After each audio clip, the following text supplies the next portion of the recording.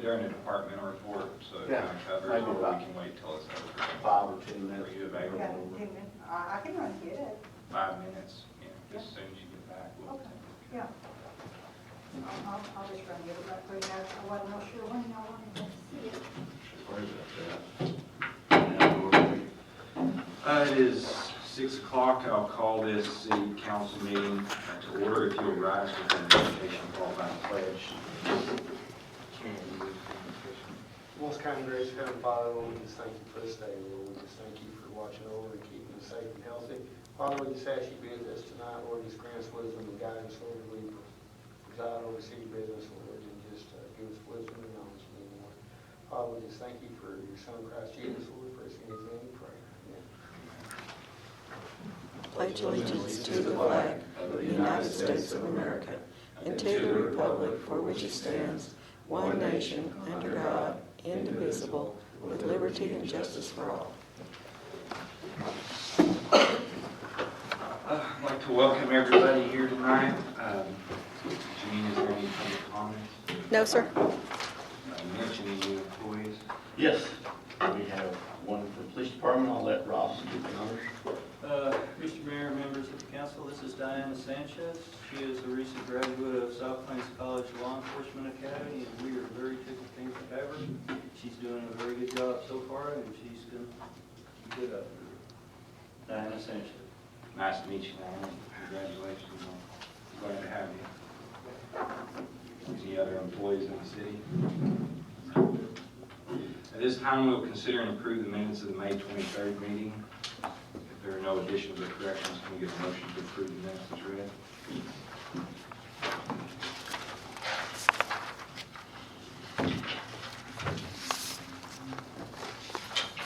I make a motion we approve the minutes from our May 23rd meeting. Second. Motion's been made by Buddy, seconded by Kenny. All in favor, say aye. Aye. All opposed, motion carried. Next, we'll consider and approve the monthly departmental report. If you have a question, please identify the table.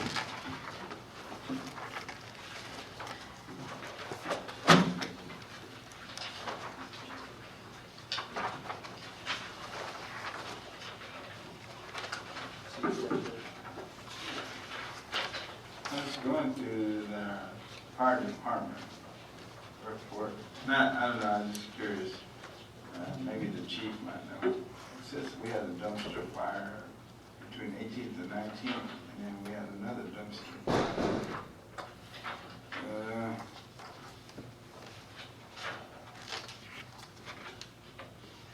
I saw there was another one. Is there another? I thought there was Yeah, two. Yeah. Well, Marshall hired. Yeah. or- Yeah. Yeah, I know that was just something they put in the dumpster, or is somebody starting a dumpster fire? Don't know. I have not put that two and two together on that. Okay. But I'll check out and see. Yeah, chief is not gonna make it, got something coming up. But he didn't mention anything to me about possible arson or something on the. Okay. He And that, usually would inform me if we had a arson case. okay.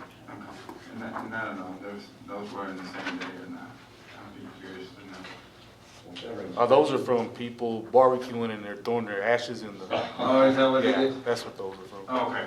Every year about this time, we start getting some of them. I got Yeah. you. Okay, all right.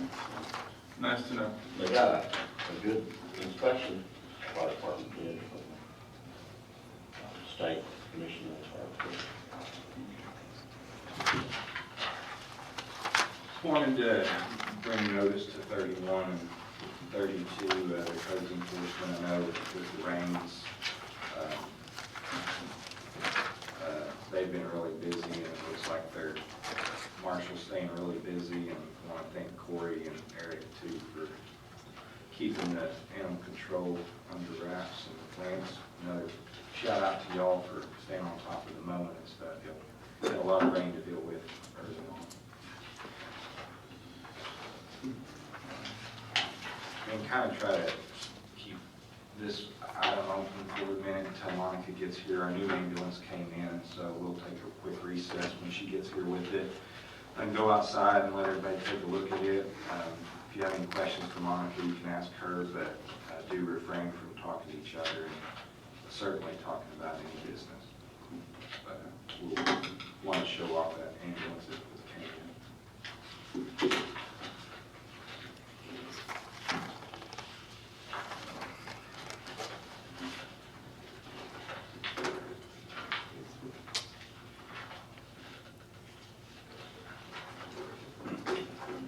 I have a question on page 14.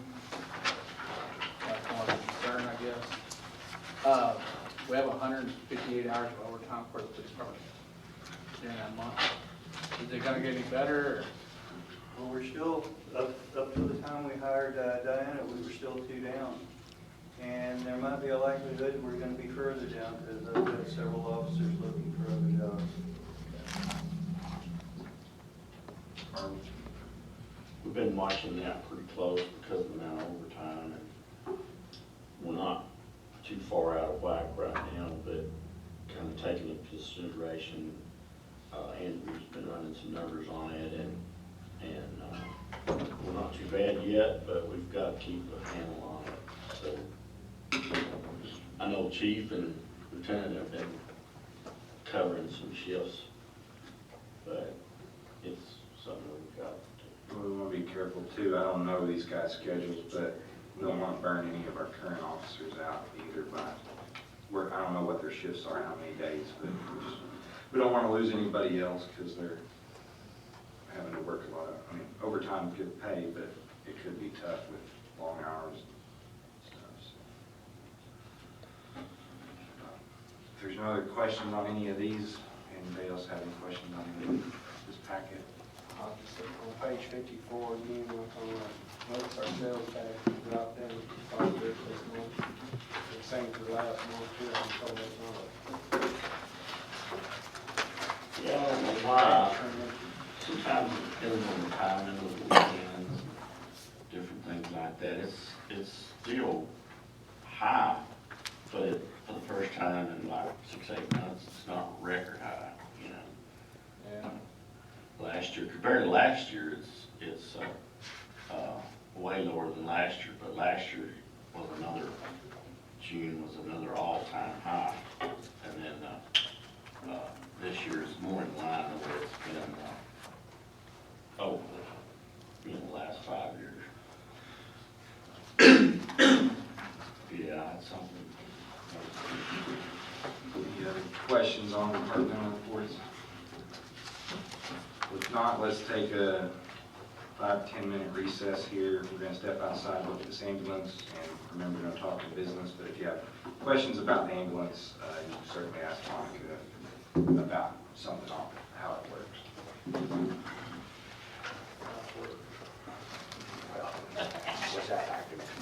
Grab and slam, that's how it works. Right. Grab them and slam. Oh, yeah.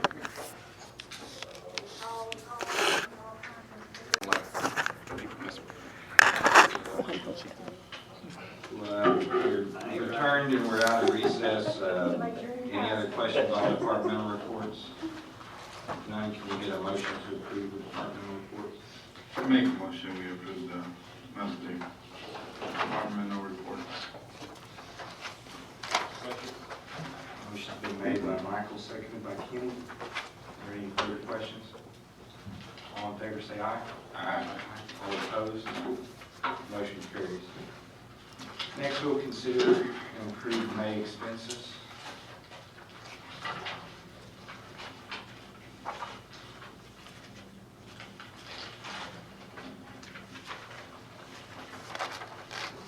If there's no questions on expenses, can we get a motion to approve the expenses? Make a motion to approve the May expenses. Second. It's been made by Kenny, seconded by Michael. Is there any further questions? All in favor, say aye. Aye. All opposed? I'd like to abstain. Okay. 4 in favor and 1 abstain.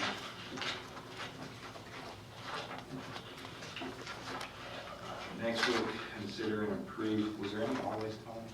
There was one. Was there? I Missed it. I missed them.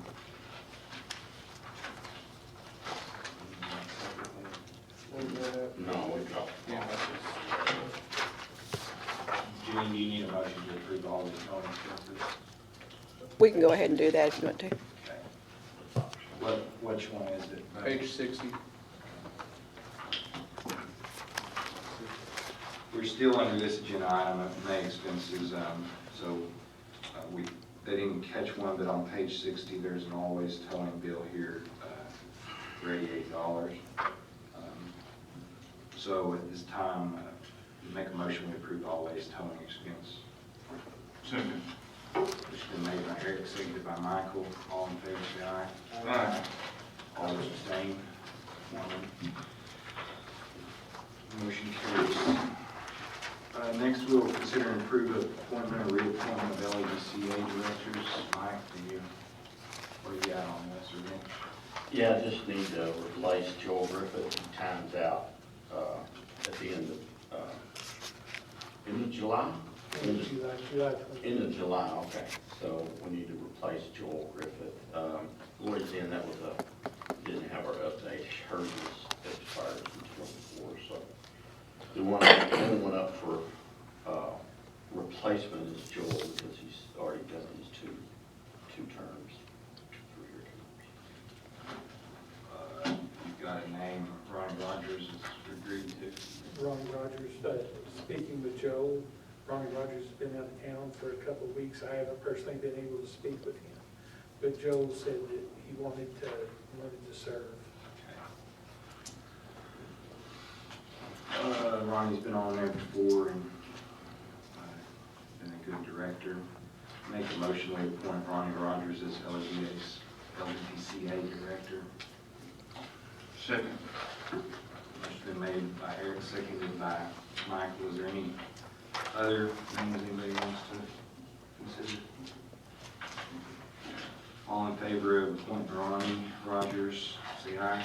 Aye. All opposed, motion carries. Next, we'll consider an approved agreement between the City of Littlefield EMS and the City of Hampton. Anything different, Monica? Anything different on this than previous years? The only difference, Mayor, is that we guys for a 10% increase in subsidies. Get a motion to approve that agreement with the City of Hampton. I make a motion, we approve the agreement between the City of Littlefield, EMS, and Hockley County. This one's City of Hampton. Oh, I'm sorry, City of Atlanta. Motion been made by Michael, seconded by Kenny. Is there any further discussion? None, all in favor say aye. Aye. All opposed, motion carries. Next, we will consider and approve an agreement between the City of Littlefield EMS and Hockley County. Monica, same thing, 1%. Yes. Entertain a motion to approve that agreement. Make a motion we approve the agreement between the City of Littlefield, EMS, and Hockley County. I'll second that. Motion's been made by Kenny, seconded by Buddy. If there's no further questions, all in favor say aye. Aye. All opposed, motion carries. Next, we will consider and approve plans regarding utility infrastructure and financing options. Mitch? Hopefully I've done what I needed to do for this meeting as directed. Kind of two parts to this thing. I had our financial advisor stop with Brad Ames to figure two different scenarios for the amount we were looking to bond out, which would be for the 3 million gallon tank, 2 water wells, including all the infrastructure and tie-ins, and then the main lift station reconstruction. Just kind of as a sideline, we've applied for CDBG grant money, which on a real possibility we could get that. But if we, I would think we could change over and maybe use that money on some other lift stations if we did the bond. That packet I had laid on, that I handed out to you just now had some a little bit different numbers when it talks about the amount of cost and yearly payments to to debt service, that's $4.4 million. On the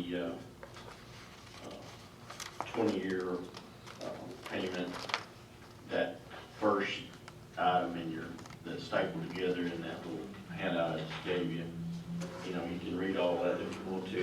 Basically, what it's saying is 20 years, $350,000 a year payment to debt service that for 20 years to do $4.4 million.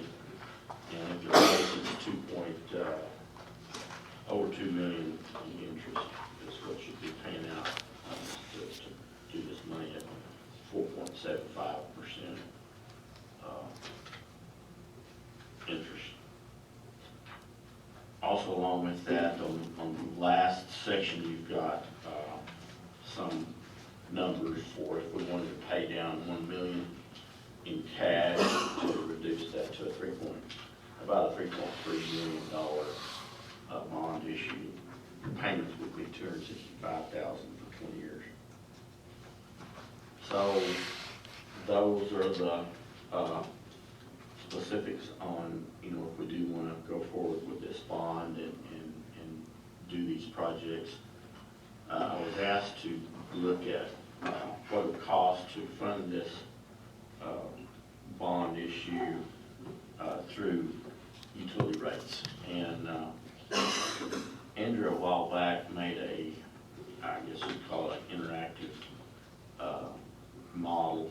You can plug numbers in, and then you can see what result we come up from water and wastewater and garbage and everything. But if we try to fund this out of water and sewer costs, he has a spreadsheet that figures according to the number of customers we have and so forth, and gives us a kind of a number that certain increases will, you know, what they'll do to it as far as the bottom line goes. Also, on page 82, I've got a couple of sheets there, and you know, that's a lot of numbers to look at, but on page 82, you know, you've got your water fees there. When you look at our rates compared to some of our local competition, I say competition, Wolford, Muleshoe, Shawwater, Levelland, we're probably a little, not the highest, not the lowest, we're kind of in the middle when we start looking at our lower usage revenues and the amount we charge and the rate. We're at $47.06 for a 5,000 gallon water bill, and that's kind of right middle center. And you can see we're quite a bit ahead of the state average when you look at the lower end of customers. But when you get up to the upper end customers, we're quite a bit lower. Our rate is quite a bit lower than most of the other competition that we would look at. So, for instance, a $50,000 water bill is just the water would be $210, and the statewide average is $334, but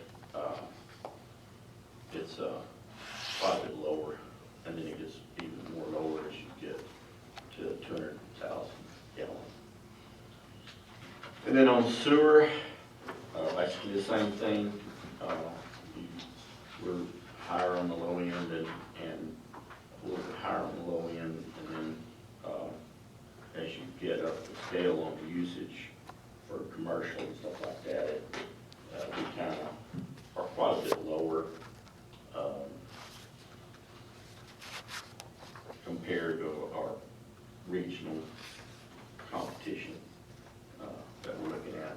So I guess what I'm trying to say, all that boils down is that our per thousand, we have a standard per thousand is like 30,000, you go up to 350, and below 30,000 usage, you're 325 on the water. And what you would do if you wanted to raise the upper end would be to plug in a higher per thousand rate. So I have I don't know if y'all want to mess with it or not, but I have an interactive thing up there where you can plug in numbers and get amounts. So at 84, I gave you, page 84, I gave you a spreadsheet that shows, if you go down the yellow column down the middle, I'm just looking at water and sewer, and if we went up, say 50 cents and 40 cents on the higher users, you'd be looking at about 190,000, and then you could do something with sewer too, and you come up with about 235,000 if we raised anywhere from 40 to 50 cents per thousand on our water. But like I say, I've got this interactive thing, and I can plug in some numbers if you want me to look at this. But what's the CBDG's timeframe for notifying us? on when to get it, Yeah. You had said earlier that we could probably reapply that money to other lift stations, so we know that that's not maybe a possibility because it's off the low social income. And the reason the main lift station is because the whole town covers a percentage, but when we've done that before, for like Laguna, we don't meet that. Is that correct? yeah, that's what the CDBG, if we get that grant, we would have to do it on the main list. We couldn't do it we couldn't use the grant money on any of the other lists. Because I've tried that before, we can't do it. I misunderstood you then. A minute ago, you said if we did the bond and then got the grant, that we could reapply that money somewhere to the lift station. I'm sorry, I didn't say it right. If we did the bond and we got the grant, we could use the bond money on the others. Okay. Because it's not, on bond money, it's not that specific on water and sewer. That makes a lot of sense. On the 15 versus 20 year, I mean, I know the payment, I just plugged it into a calculator a little bit. I mean, the difference is like 70,000 a year, but it saves us Well, like $500,000, $600,000, $700,000 in interest by paying it off sooner. That's 85,000 on the first year. So say it was 85,000 per year compared to. Well, that's from putting $1 million If cash we put in. it in cash, yeah. But Oh, going do from a 15. 20 year to a 15 year, it saves. But it taxes, it makes it hard to make payments. Andrew, on the base rate for like a residential customer, does it include 10,000 gallons of usage in that, not anymore? No, it doesn't even include one nowadays. Okay, so it's a base rate plus all availability. Yeah, you don't get charged the base rate unless you have zero consumption on our books, so. Otherwise, you pay your consumption higher than, 35 plus 325,000. Okay. What's an average residential house? 5. Consumption, 5 to 10? Just a normal one, I mean, of course, you go, if you got a sprinkler system, your average is 10, 15, but, just a normal house without a sprinkler system, you're hitting like in the 5 range, because you have a lot of houses that use one, and a family of 4 is going to use closer to 10, but it's about 5. So on a residential customer, it would be $5 to $10 a month if we went up 50 cents a thousand. Yeah, you 250 to $5. Yeah, 250 to $5. and maybe not even that, because like I say, there's a lot of households that use less than 5. Who's our bigger users? I mean, Continental Dairy, of course, is the biggest. Continental Dairy, just looking at like the sheet that's on page 84, and you see that water that's higher than 30K, raising that, the majority payer on that's Continental Dairy. That's where most of the revenue's coming from. It's just that MTC would be second. Yes, TCC is our second biggest, and it's, a couple $1,000s a month versus, so there's a huge margin between TCC and like the Continental, so. And then do the schools get into any of, are they in big usage? Not really. Not- Schools, hospitals? No, I mean, the schools and hospitals, you know, are obviously higher, but not really, not in the sense that I would even compare them with probably TCCs. So that other than TCC and Continental, I mean, we don't really have any other huge users. We really don't. Now, Marshall Trump Company doesn't use, Yeah, they're not a big user, but they use a significant amount, is it like 50,000? I've seen them get up to maybe like $1,000 water bill in the height of it, maybe. But yeah, that's, yeah. On the sheets, the comparisons 82 and 83 that you did mention me, I don't know if the average would be the right number to look at more than the median, because there's just some big outliers in there, like shallow water's huge. And then, you know, the water's pretty level through there, but if you take out shallow water, Yeah, they're big. And Wolfer's kind of hitting hard right now, because they've got a lot of costs. this water is just incredibly expensive to produce. I don't know that we're even selling it for what we should. Well, you know, we do probably ship it in from farther away than most cities do. So it probably is a little bit more expensive for us to get water in town. But if you look, what I like to look at on this water comparison sheet is, if you go up to page and you see like the towns that have a population of 5,000 to 10,000, which is where we're going to fall, and you follow it over to what their average cost is, you know, we're going to be higher than the average cost for cities our size. So, but not that much higher, just below that price. So, But it's our big users that we're significantly cheap on. you know, that may be the case. Yeah, 'cause if you go over like commercial over 50,000 and 2,000 gallon. We probably have a very simplistic tier rate compared to some of the other cities that like to stair-step that water charge up the higher consumption, you know, into higher consumptions. And we just have a two-tier system nowadays where, you know, before 30 and then after 30. The milk plant's about 10 million gallons a month, is that correct? Maybe more, yeah. Yeah, I've seen it hit close, yeah, you could say 10 million probably.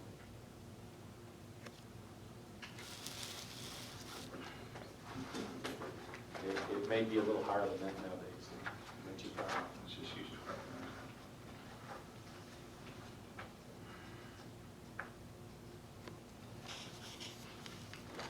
Takes one mill pumping 24 hours a day just to supply it. I've seen it hit as much as like half our monthly consumption goes to that place.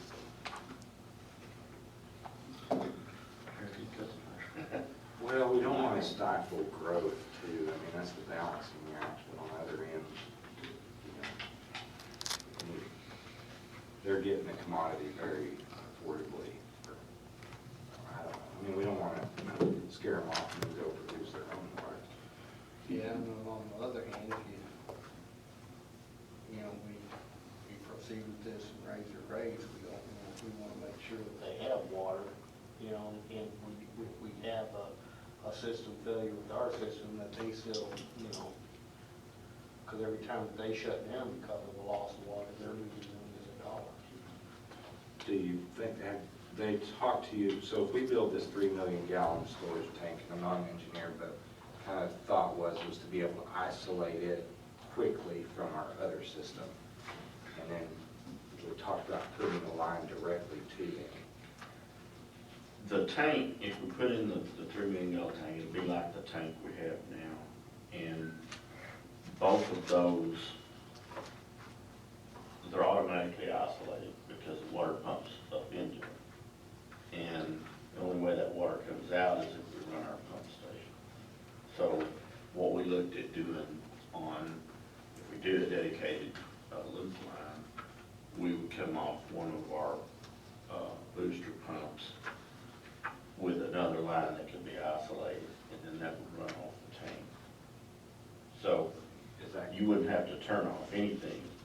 You just stop pumping out of the tank. So There is not a line currently from Highway 54 that system. Right. So I mean, if we lose the town, we can't, so we lose them. Would they participate in, would they get grants, or would they pay for that line? Well, the plan I think would be best is if we could get some Texas Department of Agriculture grant, and that opens up in September. It would be very easy, I think, to justify the grant to us. They've named the program something different, but what I would do is I would approach Continental and ask them to pay part of the match, which is pretty low if you get a Texas Department of Agriculture. And part of that offset would be the jobs they create. So long story short, it would be easy to justify getting a grant from TDA in the name of Continental. And that would be the ideal thing. I can't say that we can apply right now. It's going to be another 2 or 3 months before we can apply. I've talked to Steve Cooper about that a little bit, and he understands the program because they've got several grants for that Braden Road, and we use some of that money to rebuild Houston Street. You know, a 50-cent increase per 1,000 is only, I mean, it's $6,000 a month on there if they're using 12 million gallons. That's a lot of money, but not in the scheme of the scale they're doing. I think it helps make them more comfortable if we can tell them, look, we're raising the rates to do this for the town, but it also supplies you a very, I mean, that line could break, but it gives them a lot of assuredness that they would have water. Yeah, I think if you go up on the rate, I think it's a good idea to follow through with what we've talked about. They're talking about possibly building a tank out there on the campus for their backup. And I told them that, that's a good thing, redundancy is good. And in this particular case, where they're sitting is having that water being continual for 6 or 8 hours is a big deal. Have you had any discussion with them about a possible increase?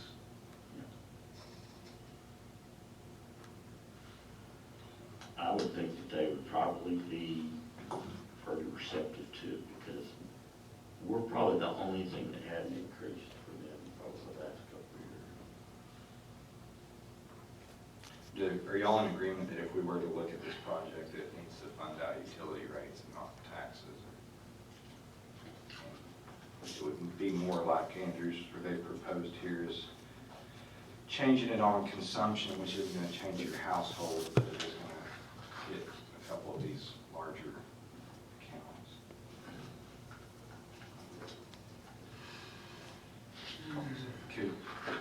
We don't need to decide this today, but maybe before next meeting is, maybe have a conversation with Steve and just see what their expectations are.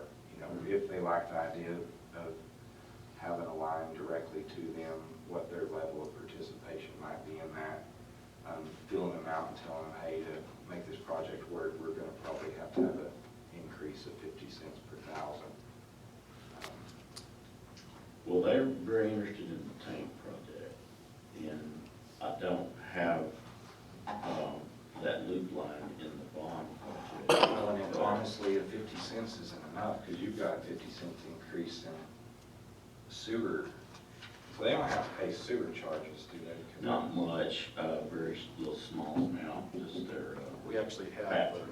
a sewer meter out there that we go by to charge them sewer. They're the only place in town that has an actual sewer meter that we know exactly what their sewage is. I mean, it's not very much, it's probably what, It's 1,000? Yeah, it's about 1,000. It's not too much, and then it's also kind of a safety measure, because if there was ever a whole bunch of stuff going through that meter, we would know when that might be a bad sign for us, because we may not want a bunch of stuff going towards sewer. Yeah, we don't have a lot of, just the bathrooms and things is what we deal with coming back. But what we send them goes into their process of,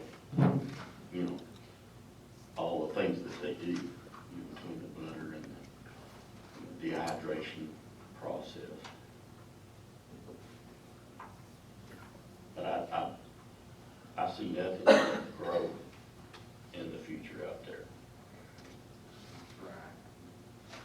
They don't have any environmental issues or anything like that, keeping them over there like everywhere else in the world. So, I mean, Andrew, are you thinking it takes a 50 cent increase on the consumption of water and sewer to cash flow this bond? Well, I don't think it cash flow, it's still, even with that, you know, you're looking at, what is, if we pay $1 million down, it'll be 200 and something thousand a year. And if you don't pay it down, it'll be 380. It's, Like 75 cents on water and 50 it's, on man, sewer. and I hate to say it, but you know, our expenses are so hot lately, that we don't have any money set aside that we can throw at this thing right now. At least, you know, well, we just really don't. That's kind of scary. But, I think we've got to look at a 50 cents on sewer and $1 on water, which gets us up. I mean, that's pretty high. all of you know what your consumption at your house is. I don't know, 15,000. So I mean, that could be a $15 increase. But your electric bill, you know, if you looked at that or your gas bill lately, it's way more than that. Cell phone bills. Insurance. See, there's 220,000 if you do 50 cents on both the rates. Yeah, we say it's not going to cover it. Like Andrew said, You need to do 50 on the sewer and $1 on the water. $1 on the water.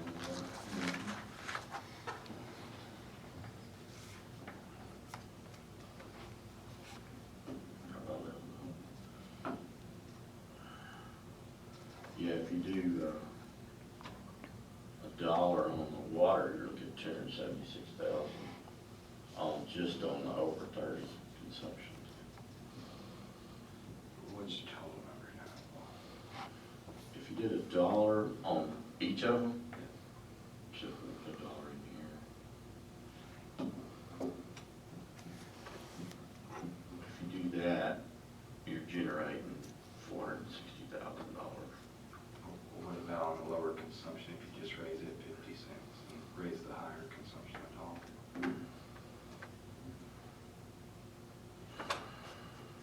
I mean, is that even practical to have two different, you're basically raising one person's water bill or two people's water bill? Yeah. That's more than the rest of them. Yeah, people have all kinds of different schemes on water rates. See, 368 is what that would come up to. Those two would bring. Can y'all work on some examples of kind of residential, light commercial? I mean, I know there's some irrigation customers in town that use 100,000 gallons probably. And then, so we can look at what it is currently and what those would be with some of these proposed changes. And then we have a conversation with Steve and just say, hey, we're looking at possibly having to go up $1 to do some of these things. Is this going to decrease y'all's appetite for your usage? Because we don't want to raise them, then our consumption go down, and then we can't pay the bond either. One thing about dealing with, we've got pretty high, well, real high minimums. One thing about changing the rates is it doesn't have that big effect on the lower water users, Right. which is a big plus. But if you go in there and you try to reduce the amount that the lower water users for the minimum or something like that, you lose a lot of money. That's why we did this system, is because so many users in town were paying virtually nothing, and there's a service availability that has to be built in to any utility. When was the last time it was even changed, the rate? 5 years Water ago, rates? 6. No, so we did it in 16. 2016? 2016. First thing I did when I'm not very popular. Yeah, so I mean, 7 years we've had no increase, which it was substantial, but you can look at all of our costs have gone. The electricity alone on pumping the water has increased probably 30%. I know we're kind of thinking back, but back in 16, how much, do you remember how much that went up? The average bill went to 100. Yeah, it was $30. Not 30, and for about 3 months, this place was full of. Oh, yeah, yeah. Yeah. Yeah, it went up. I was just kind of curious on. Well, then- what we're comparing. And now, I mean, Well, so we're- $30 versus $2.50 this time, I mean. We radically changed how we build water too. We- But we didn't previously build sewer as a dependent rate of water.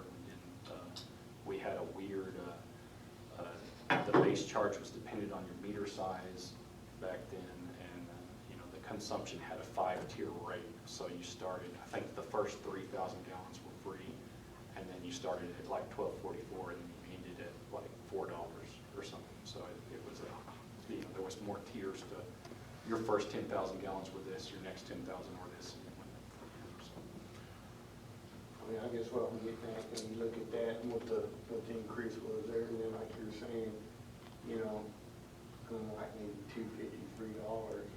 But then again, you look at our cost of what it takes to get that water from there to here, Put you on the spot on this again, Mitch. What is our storage capacity in town currently? Well, the tank, I think is 1.5, or is it 2, 1.5? And then the tower over there, the Wildcat Tower, is 250,000 gallons. And then I believe Wayland is 75,000. Okay. So our ground storage tank is only 1.5 million. So we have 1.8 million. And our daily use is what? Million? Two. Million, Between 1 and 2 million. average, probably 1.2. A day? A day. So we got about, No, not that, it's between 2 and 4 a day. It's, so we don't even have. it drops a lot. Storage, I don't think, But we- about 1 day. We pump around 450 million gallons a Director year. today with this Tommy engineer. He's at school learning how to fix fire hydrants.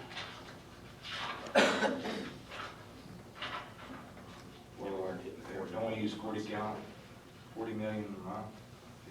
we had 37. that we used 37 this is month, as far as water usage. It was kind of low because that period was kind of rainy, but It was showing 37,502,000. this month will be, Last Next month one, was 50. 41 million, so, you're looking at, what, 4 million, almost 5 million, 4.5 million difference. So 1.5 a day. So we only have 1 day's storage, a little over 1 day's storage by the time you catch a break with 1 day. So our goal is to try to get through the weekend if our main water line. well, the problem we've always had in the past, for the last 20 years, is the transmission line. And when that goes down, all you've got is Lubbock water and whatever you have in the tanks. And if you don't run your booster tanks, you can conserve water in the tank. And that's the way Kevin always did, is he conserved not using Lubbock water. But that's changed now, it's all different. Now, we've had 0 blowouts on the transmission. But the Lubbock water is also, is it back on? Yeah, it works. We had to use it the other day for when we were testing, we were doing some stuff to the tanks. But now my biggest worry is a blowout in town. We've lost a 10-inch and a 12-inch iron pipe over the last 2 months. And when you lose the town, you lose everything except what's in the tank. And there's no way of isolating those tanks, because The tank is already isolated. the Water towers tank, are not. like the Wildcat tank and the Whitman Yeah. and Jenny, they're Well, isolated. there's kind of a psychology issue when you start dealing with overhead tanks. Overhead tanks are filled by the back pressure. 50, 60 pounds of pressure pushes the water up in the tank. So when your pressure drops, the tank drops. So But by there the ain't no way of time, oscillating that though, dude, so what you're saying, that's why You there's shut not a down- valve there that you can shut that off. well, here's the deal is, you can run out there and shut off the booster pumps, is the only way you could conserve some water. But as soon as you turn off the booster pump, everybody's out of water. But most of the leaks, you know, like the other day, You're not answering this question. I asked that same question, it's like, when we get a big water leak, why don't they go turn off the water tower and isolate that where you don't lose that? But the Exactly. comment was, as soon as you do that, you've lost the whole town, you're on boil water notice. So, you know, they're scrambling around trying to, can we fix this leak? And trying to keep stuff pressured up, and it's spilling lots of water. But their goal is to get out there quickly and try to fix it, because immediately when you isolate that water tower, you drop pressure and you're under boil water notice, you've lost the town. And so they very seldom turn off the tower because they're trying to fix the leak. Well, during that time, I mean, how much water is coming out of that, I mean, I guess what I'm saying, are we losing all that water out of all the towers on top of everything else? yeah, the tires will go first. So we're They'll losing drop. about, 2 million gallons right there. No, 300, it's 250 and 75, so 300,000. 300,000 gallons, okay. And then to keep pressure, booster pumps will turn on and can start dumping that 1.5 million. Or Sandhills tank, I mean, they make continuous Yeah. flow to it, but. I mean, I'm just looking at them next to I'm like you. Wasted, I'm like you, I always wondered why towers can't be immediately turned off if you have a blowout. But the problem is when you have a blowout, I mean, they're gonna drop Yeah, they're first. gonna equalize. And you're probably not even gonna turn anything off by the time they drop. You're lucky if you can catch it in time to not lose pressure on the whole system. I guess the better question is it worth spending $3 million to get 2 extra days of storage to last us through a weekend, or Lubbock Water getting where it's not reliable? Or should we take that $3 million and look at, I don't know how much it would cost to start replacing lines. When we were having blowouts, sometimes twice a month, all the time I've been here, my answer would be that extra tank is just essential. But since we fixed that 1 mile of pipe, it hasn't been But we necessary. don't know when the next mile of pipe starts. Right. That's the thing that I think I'm trying to really look forward to is we fixed the leaks, but when does the next mile start leaking? So the question is, do we want to spend $4 million on the tank or $4 million on replacing line? Well, that, the line up past that 1 mile is my opinion, is not gonna leak in somebody unless it hits. How much did 1 mile cost? It was $2 million. 1.4. And we got a grant from feds to do that. We have how many miles left? Like 15? Yeah. 15 more.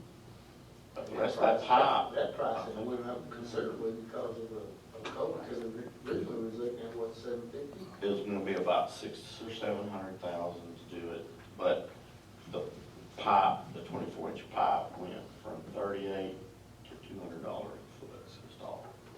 So to go replace the rest of that line, I mean, $20 million. 20 million at least.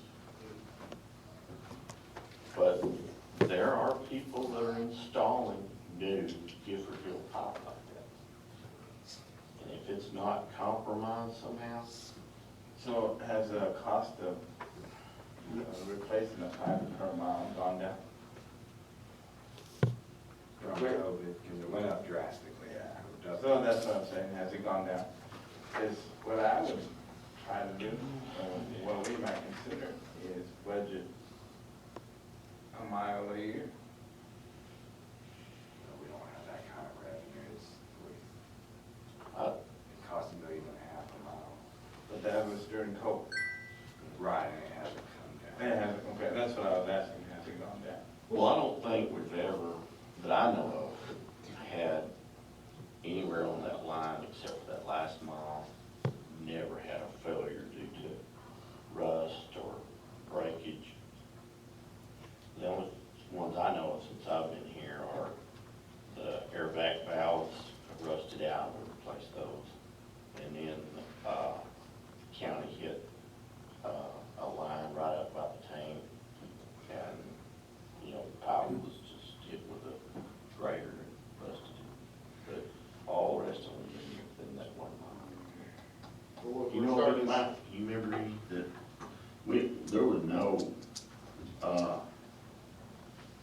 waterline failure issues on any of the rest of that pipe.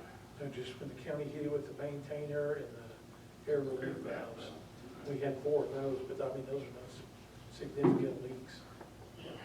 So what's on the water tower by the Public Works, I mean, it's been out of service, what's the deal with it? What would it take to, or would it even be feasible? No. I got a bid one time to take that down, that old tower, but it was back when steel was pretty high, it was like 40,000 to take it down. We didn't have It would be 40,000. worth, what I'm getting at, it would be worth to try to bring that back into service or anything like that, or? No, I think I've heard the biggest problem with that is it's the wrong height. It has to be the right height as compared to the other towers, or you'll be running it over water. Plus, I'm gonna bet you that there's so much lead paint on that that I think, it costs you more to build a new one than fix yeah, that. I think that was the whole case of it being down. Lead paint. And most of the time that I've seen people look at towers, is it would be cheaper to build a new tower than to sandblast that because of the curtain and the lead, all of the environmental And things. it's been sitting empty for a long time. Yeah, it's just there. Needs to come down at some point too. Yeah, it's gonna have to come down. It maybe needs to be. But that 40,000 would be a fine deal right now. But I can get somebody to give us some time. This is a worthwhile, I think, I mean, with what we said, which is one, we're not having breaks now, but if we do, and Mike had brought up an alarm here when he was water director about the inconsistency of Lubbock supply. They're gonna start shutting that field down, and if we ever have a break and can't turn on Lubbock, people are really not gonna be mad about a $1 increase when they're out of water for 3 days. So, what if we, with the 3 million gallon tank, are we gonna have the, property to build that? Yeah. Where we're at right now, I mean, how much, I mean, The 3 property owners have all said that donate the property to us. so, I mean, We've got as it 3. stands right now, what we're looking at, 1 day's worth of water with all of our,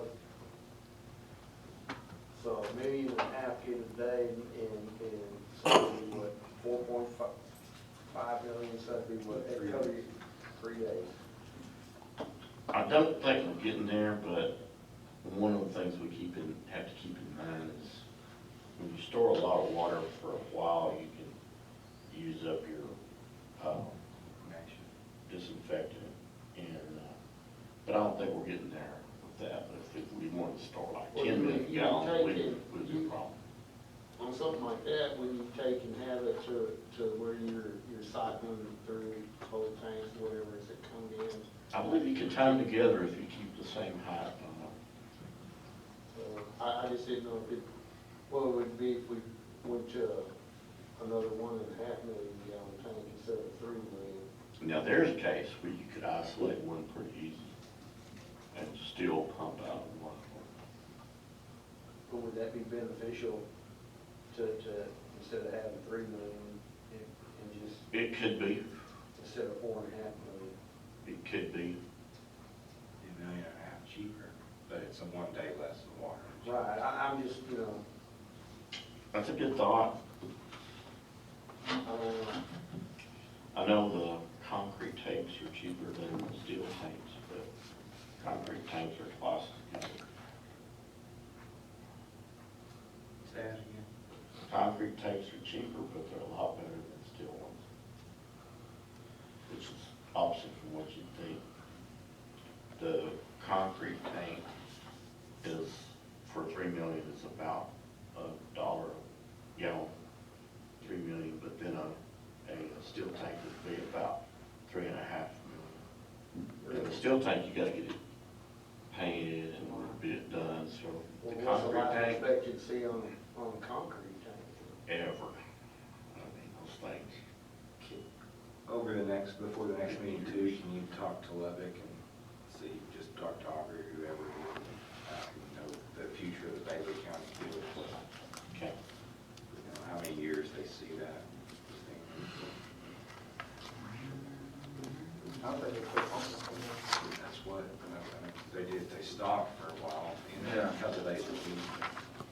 And the one question too is, say they quit pumping from Bailey County, there's a lot of cities on that line.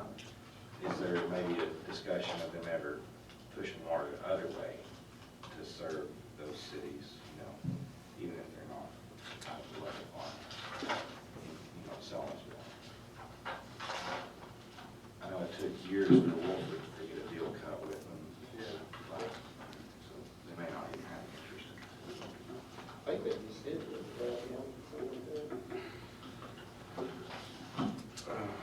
All right. Everybody got any more questions you want to add to figuring that out as we move in the future? Like Andrew said too, we've got a lot of expenses and we really, this probably keeps pushing into our budget, as we move into the next couple of months, discussing looking at our whole budget. All of our costs are dropping substantially high, and we can't continue to do what we're doing. Our revenue's not outpacing our expenses, so this, we have to make sure that we can fully fund this with bond with increased rates. If anything else on that, if not, we'll just continue to think that over and keep researching it. So moving on,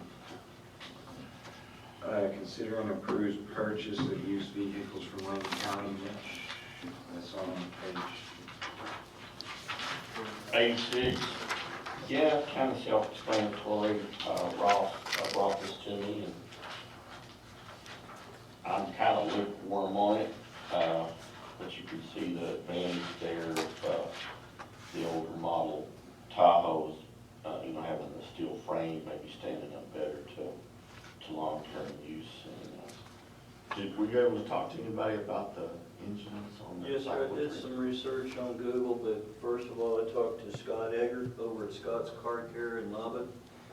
He's the guy that his company does a lot of work on City of Lubbock vehicles, police vehicles. And what he told me was he had seen a lot of their Tahoes with the 5.3 liter Vortec engine. And what he said was he didn't really see any difference as far as LPD vehicles and any other vehicles with that type of engine, especially in the sense if you had a regular maintenance schedule. There are some issues, like we talked about, the ticking sound on the engine. If you hear that, you need to deadline that engine pretty quick, otherwise you're going to have catastrophic problems with it. The vehicles that Lynn County does have has a 5-liter Vortec engine. The Tahoe that I used to drive in Lubbock was a 5.3 liter up until I got another one in 2016 that had the 6.2 liter engine. What Mr. Eggert said was, in terms of police vehicles, he would rather see a 6.2 liter engine in police vehicles rather than the 5.3, but that was his individual preference. all of that tying into this. What do these vehicles have? These two Tahoes. They have the 5.3 liter engine V8 police pursuit. So Ross came up with these two, I guess through his son, who's a deputy at Lynn County, correct? Yes, sir. He's the chief deputy, and Wanda Mason is the sheriff. She asked Derek if he would contact me about it, see if we were interested because of the connection there. That's how I found out about it. My question is, why are they trying to get rid of them? The reason they're trying to get rid of them, sir, is because they're on the insurance log and they're sitting in their parking lot. What these vehicles are, guys, they're federal vehicles that started out with the INS. And what they did was they sat over there in the parking lot of the federal building. And occasionally they would drive from Lubbock to that checkpoint, the INS checkpoint between El Paso and Carlsbad. They would transfer people to and from that checkpoint. And they would sit there and then they would come back and they would sit in the parking lot. That's why some of these vehicles Like the 2008 has only 34,000 miles on it currently. Well, at the time it was first brought up to me. The 2009 has 43,000 miles when it was first brought up to me. It has been used some since, and they haven't had any problems with it, and they will supply all of the maintenance logs if we choose to go that way. In discussion with Ross, you have 12 patrol cars excluding the chief's vehicle. Yes, sir, that's correct. And so we have 3 pickups that are just soon to be delivered. I talked to the folks at Grapevine Dodge. We're still on target for sometime after the 1st and hopefully before the middle of next month. And then on your budget, you'll see coming up, they'll be asking for 3 more. They're going to try to get USDA grants for those, but we're trying to get 3 more. So 12 minus the 3 we're getting, minus the 3 in this next fiscal year, if that all works out, is they still have 6 of them. And the question I had for them, so these aren't what, I don't think we're going to spend a lot of money on these. I think if we can get them cheap, $15,000, we've got some of the same equipment, we've got to get them to say Littlefield Police on the side of them, but maybe it prolongs the life if another car breaks down or they need to take some out of service, because you have 3 that are on death's door. Mr. Mayor, what it's going to do, in my opinion, is extend the life or give us some credibility when we cycle down the vehicles that will be cycled out maybe 3 or 4 years. That gives us an option to rely on these vehicles that I'd like to get rather than those, because by the time 3 years rolls around, they should be right at 100,000 miles apiece.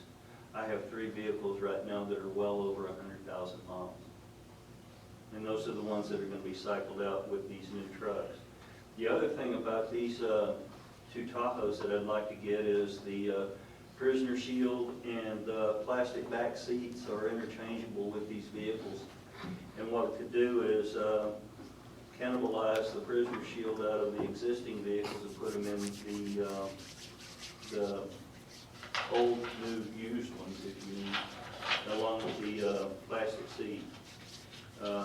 Mitch had brought up the idea about using some of our old vehicles for storm chasers, because those guys don't want to get into the middle of a hailstorm and have their personal vehicles all dented and tore up and all that, and I can understand that.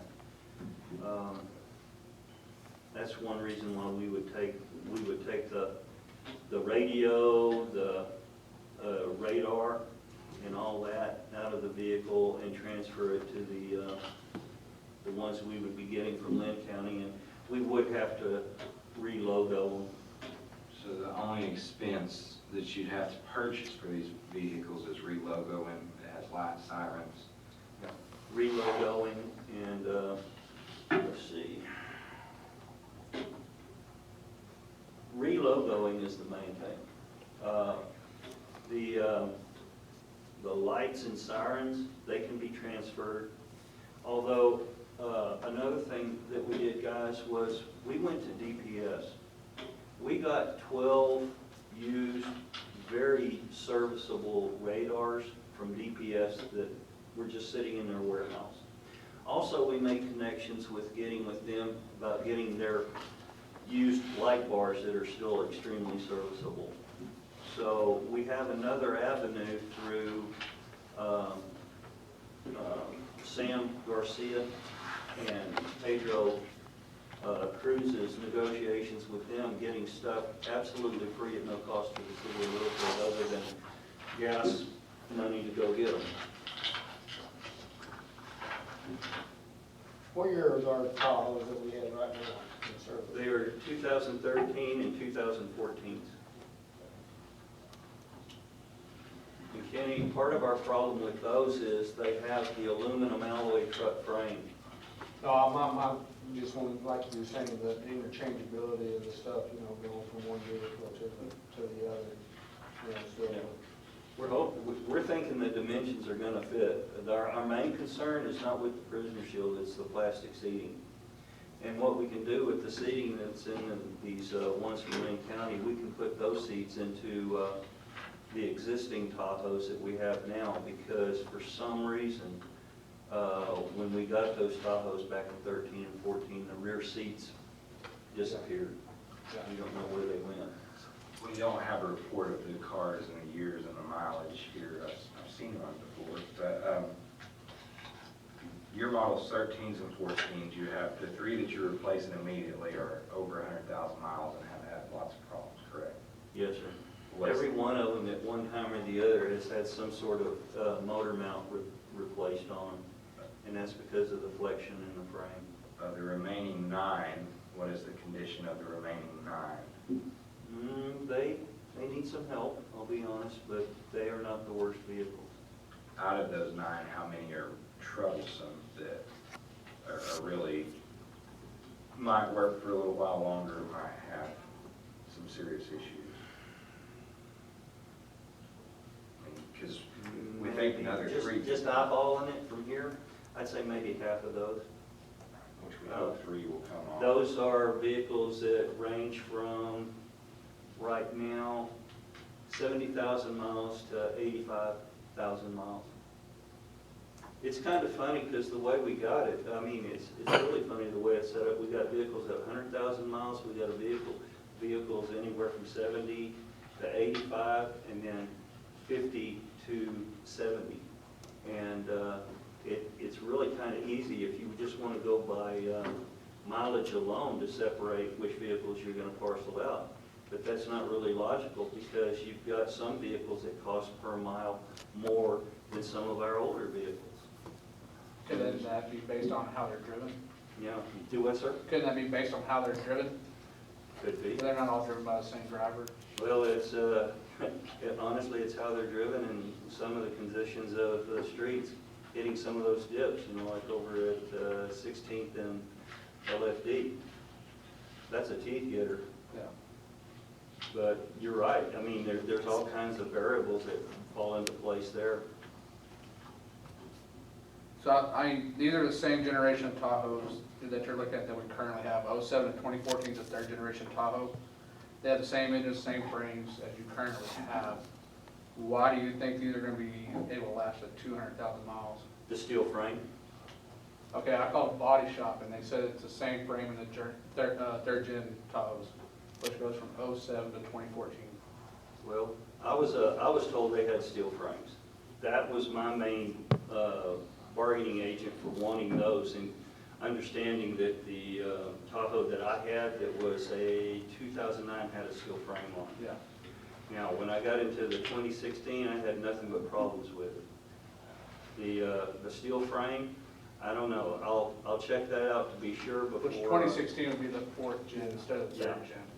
It had the aluminum alloy frame, and I was told that I totaled that vehicle out on the NAPD track just because of the flexion in the frame. But I did call Body Shop today, and they said the 3rd generation Tahoe, which was from 07 to 14, has the same engine and the same frames. Yeah, it did have, I knew it had the same engine when Derek told me it was a 5.3, Yeah. but he was under the impression it was a steel frame. I don't know if that was a situation. Well, that's what Body Shop said. They said they're still frames in those. The whole 3rd gen is a steel frame, is what he told me. So even the ones you currently have are still framed. I don't know. They have a lot of flexion now. Motor mounts go out in them. That's pretty common on them. Oh, yeah. We've got one right now that probably needs to be replaced. And it seems to be on the left side more than anything It is. else. Part of that's whenever you accelerate, the engine twists over like that, Mhm. and the left side of it. Buddy, there's a lot of roll in those things. I drove them for 4 solid days this past weekend, and there's a lot of difference in the way they handle versus that Durango. Yeah. But that Durango, honestly, in all likelihood, is a lot lighter than that Tahoe. A lot less center weight to roll either direction. Yeah, there's a lot of roll rate in it. You don't want to spend $30,000 to have 2 extra cars or to extend his life, is the only reason. I think that's all we're doing is buying an insurance plan on. I think $30,000 does a lot of repairs to the current fleet if we had to. Good. Basically, the way I see it, we're getting the same exact thing we got, but anywhere from 30 to 40,000 less miles. Which in a year or two puts it in the same spot these are. Right.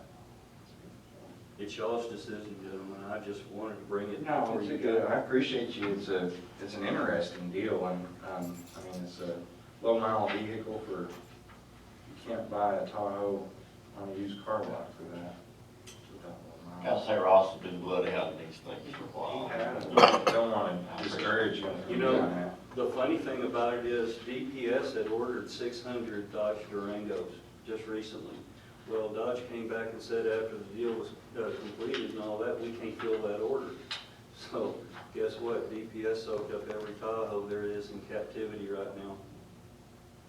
And there's a plethora of Dodge Durangos that are available now. That's just the way it is, you know, guys. Well, and so thinking if, I mean, we're doing a massive fleet program starting, and we let this go too far, but for good reason. We have a lot of things we're addressing, but, I mean, we've got 10-year-old vehicles, but we're about to get rid of 3. That doesn't mean we have to sell them day one. You know, we can keep them as a spare, even though they're wore out. And then hopefully, if the budget looks good and what our plan is that we put in place, hopefully we're buying 3 more pickups. And then there's 6 to choose from. Andrew said today, I was visiting with him, I mean, our expenses are out of control, and we've got a lot of expenses, and this budget's not gonna look as good this next year with the rising cost of things. And I'll tell you honestly, I was a little more turned on by this deal. I thought it was a pretty good idea, and, you know, but you've got some valid comments. That is a lot of repairs. What does it cost to put an engine in it? 7,000.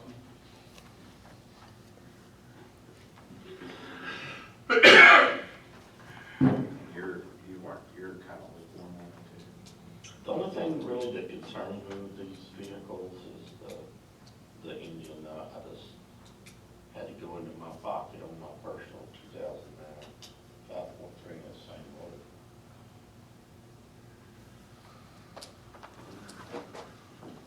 Kenny, Michael,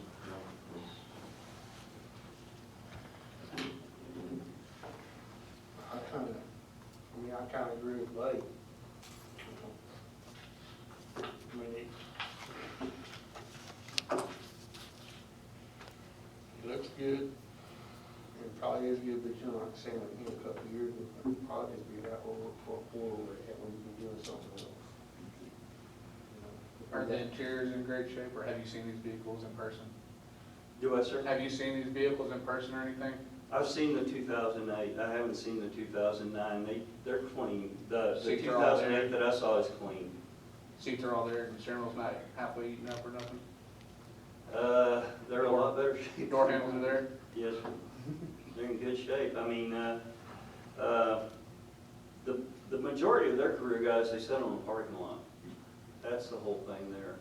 Now, they, to my understanding, they really haven't transported any prisoners in them because they don't really have a prisoner shield. They transport, if they do transport, they transport up in the front seat, which I was brought up a different way, but My concern would be like, it's the same plastic you currently have in the Tahoes, that are all sun-baked. These are even older, so how long is those door handles gonna last in those? yeah, How long are the seats gonna last? these are white, which will match what we're gonna be getting from Grapevine, hopefully in a few days. So color scheme won't, be any different once we get them outfitted with our logo, if that's the way you guys want us to go and all that. They do look pretty sharp. Like I said, I haven't seen the 2009. Well, this fits into this agenda, but even though we're getting in the budget, and then later on, there's going to be another agenda item that we're authorizing Ross to go after USDA to try to get grants for some, but minus that, if we didn't, are y'all still motivated to continue to try to replace 3 more vehicles? With new vehicles? With new, I am very much in favor of continuing and getting this police fleet done, 3 at a time. And what Ross and I had visited about too was, we do 3, 3, and 3. Oh, it's going to take 4 years to get totally replaced. We're 10 years into these vehicles. then maybe once we get them replaced, then maybe it's 2 per year, or it's, 1 and then 2, and then, they don't drive a lot of miles, they're hard miles, but, when we bought these things, I remember sitting right there, and Mike Harris-Minnis telling us how this was the best deal we could buy, because these are $200,000 vehicles, and it's worth paying twice what it was for a Crown Victoria or whatever our other option was. And then, 10 years later, they don't last any longer than a Crown Victoria, and they cost twice as much. So, that's one of the interesting things why I think the pickup interested us, is because we do have the ability to pass them on down and recycle them into parks or something too, or hopefully trade-in values good on them. My question is, I guess, is you think you can get 200,000 miles out of these two, Yes, sir. but you can't get 200,000 miles out of the ones you have now? I'm trying to correct my office's driving habits for one thing. The main thing with these vehicles that we have here, they're worn out. For some reason, the left side motor mounts wear out on these vehicles more so than the others. Well, The inside of these vehicles are just, there was one particular officer that liked to lean back in his seat and push himself up when he slid down. Well, when he did that, he wiped out the left side armrest. Now that whole panel, you guys, Buddy knows, that left side driver's panel costs $600 to replace. Okay? Just by itself. Now, that's just one issue with them. Yeah, some of them look like death riding on a fig Newton, okay? The stuff that's, the wrap on them is worn out, and trying to get the wrap replaced is like an act of Congress all by itself. A lot of folks have been highly critical of the way our vehicles look. I guarantee you they're no more critical than me. But the reason I brought this up here for you guys to consider is it seemed like a good deal for me. Getting 2 Tahoes, even though they're used, you can't even get half of a Tahoe for what we're getting 2. And I really do think we could get 200,000 miles on it, because the people that had a tendency to abuse vehicles are no longer there, for one reason or the other. We have had 3 chiefs between buying those vehicles. I think you're the 3rd, maybe the 4th. Part of those motor mounts is rapid acceleration, which I agree with that. And just, even especially when we get these new vehicles, is just driving habits. And hey guys, yeah, we do need to get there fast, but we do need to be easy on the vehicles. What I've tried to get across to my guys is, okay, Littlefield is only 6.2 square miles big. Okay, you can get anywhere in this town in 2 minutes. And there's no reason for Jackrabbit starts.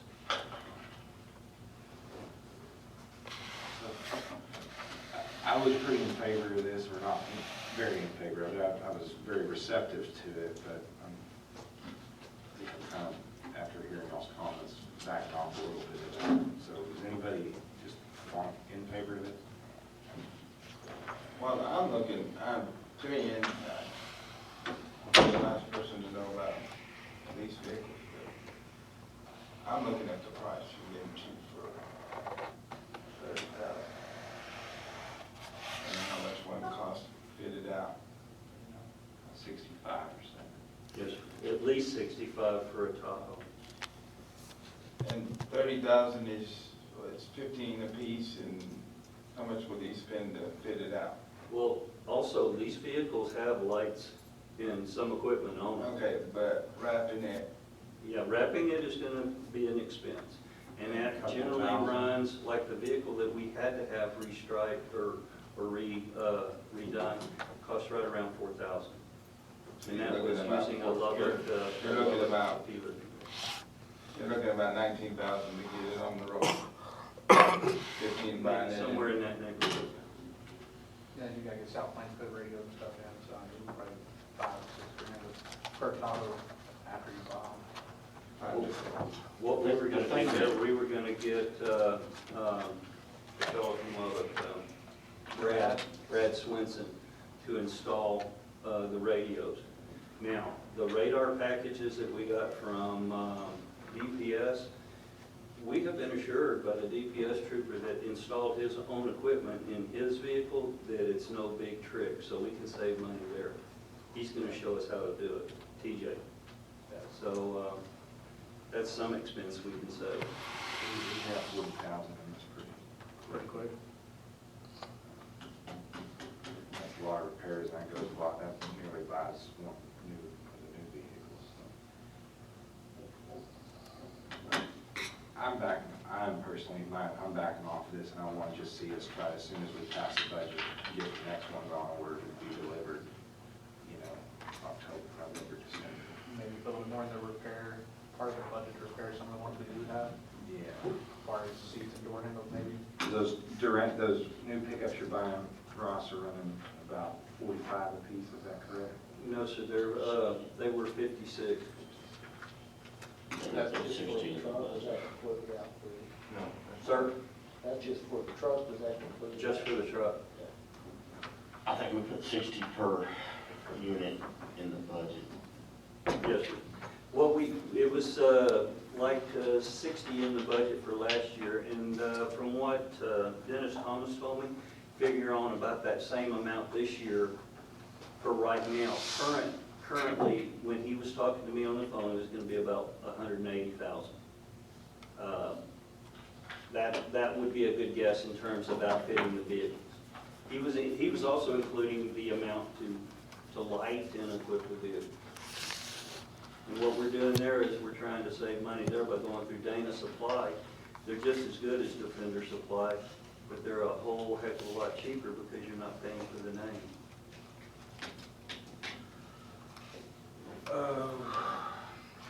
Ross, I do want to say thank you for continuing to look, and if this doesn't pass, please don't take this as not to continue. We appreciate you looking at it. You know, with us being a couple officers down too, you know, some of these vehicles may not get used as much. Maybe put that money towards keeping officers. Yeah. Is there a motion to approve this? Does anybody want to make a motion to purchase these? If not, Ross, thank you. We're going to figure out to pass on that after further discussion. Next, we'll consider and approve an application to the USDA for police vehicles. Yeah, this is 45% match, so it would save us about, what, 80, 90 to $100,000 probably to get this grant. And USDA has been very good to us. So. Last year, they matched 54%. Right, so we're 46. Make a motion, we approve the application to USDA for police vehicles. Second. Motion been made by Eric, seconded by Michael. Any other discussion? None, all in favor say aye. Aye. All opposed, motion carries. Next, we'll consider and approve an application to USDA for new tasers. Ross, you want to give us the taser draw that? I'm going to be honest with you guys. Exxon Taser USA is just about placed themselves out of business for us. They're charging $3,000 per taser unit. $3,000. Okay, I can get 6 handguns for that, okay? They are the people that own the copyright for Taser, and they have a captive audience, and they can basically charge whatever they want. And I'll get off my soapbox, but they're the only game in town. And we need to have a viable, less lethal option. They don't even offer a grant program anymore for their tasers. Albert Garcia started the taser program, and there was a grant available through their corporation. That is no longer the case. So we have tasers, Yes, sir, we do. But The thing with those, you would think that a taser wouldn't go out of service, but we've got some that are. We can't even get replacement batteries for the tasers that we have right now because Taser USA wants us to buy new tasers. So what's that life expectancy or parts expectancy we can expect these maybe? The tasers that Chief Garcia got, he got those back, I think he started the grant process in 15, and he got them in 16 just before I got here in 17. So I would say maybe 6, 7 years. But see, Taser, they keep making all these additions, and the next addition costs a lot more. The first batch of Tasers, I can tell you, cost the city of Lubbock $500 a piece. Okay, and that was back in 2011 when we got those. Now, I'm assuming they were in the same sort of ballpark neighborhood when Chief Garcia got these for Littlefield. But the cost of these things are just unreasonable. But that's the only other alternative you've got for less lethal unless you want to go chemical spray. And there's some pretty good products out there on the market for $1,500 a piece. But y'all discharge tasers. Sir? Y'all discharge tasers pretty regularly. a lot more regular than I would like, yeah. The thing with chemical irritant, it runs on an olefin base with capsicum, and it generally takes anywhere from 45 minutes to over an hour in some cases to get over those effects. And then you got the people at the county jail griping about it, so. And you've got to cuff the guy and touch him And you can run the risk of getting into that and being affected by it yourself, either through your eyes, your mouth, your hands. And also, if the person, you don't have time to do a medical check on the person before you spray them, but if they're asthmatic, you can run into all kinds of issues where Monica and her folks are 1076 and around. Make a motion, we approve the application to USDA for new tasers. Motion made by Eric, seconded by Buddy. Any further discussion? All in favor, say aye. Aye. All opposed? Motion carried. Next, we'll consider and approve the sale of the 2007 Caterpillar wheel loader. If you'll remember, this was the old yellow Caterpillar wheel loader that we had in the city. They had it out in the landfill, cold morning, went and started it, left it unattended, vacated the coolant, burned the engine up. That's the story, right? And sat out there now for several years. Now it's time to do something with it. Way past time. Advertised for bids, and you got how many bids? One bid of $10,000? One bid, yes. I had one person that came to me. I guess that's the joy of working for a public entity is he offered 15 or 17 for it, and I said, well, I can't just sell it to that, take bids. So anyway, I took bids and he offered 10,000. We're still trying to put together a bigger auction for Renee Bates. Still have some work to do. They have a contractor. How long did we buy that wheel loader? 2 years? It's the aim. Our wheels are new wheels. It's been 2 years. For the new one? Oh, the new one? Yeah. Oh, the new one. Been a year, hasn't it? Year or two. Yeah, it's the new wheel loader we bought was like a year ago. About a year and a half ago. When did AAJ do the Year two. downtown? Maybe Last 2. year or 21? 21. Moral of the story is that this loader sat out there for 2 years deteriorating, and all of this stuff. I mean, we've really tried to make it, to buy all this new equipment, but it doesn't really do good if we let our old stuff decay while we're trying to get together a bigger Renee Bates auction. It's becoming less worthless daily.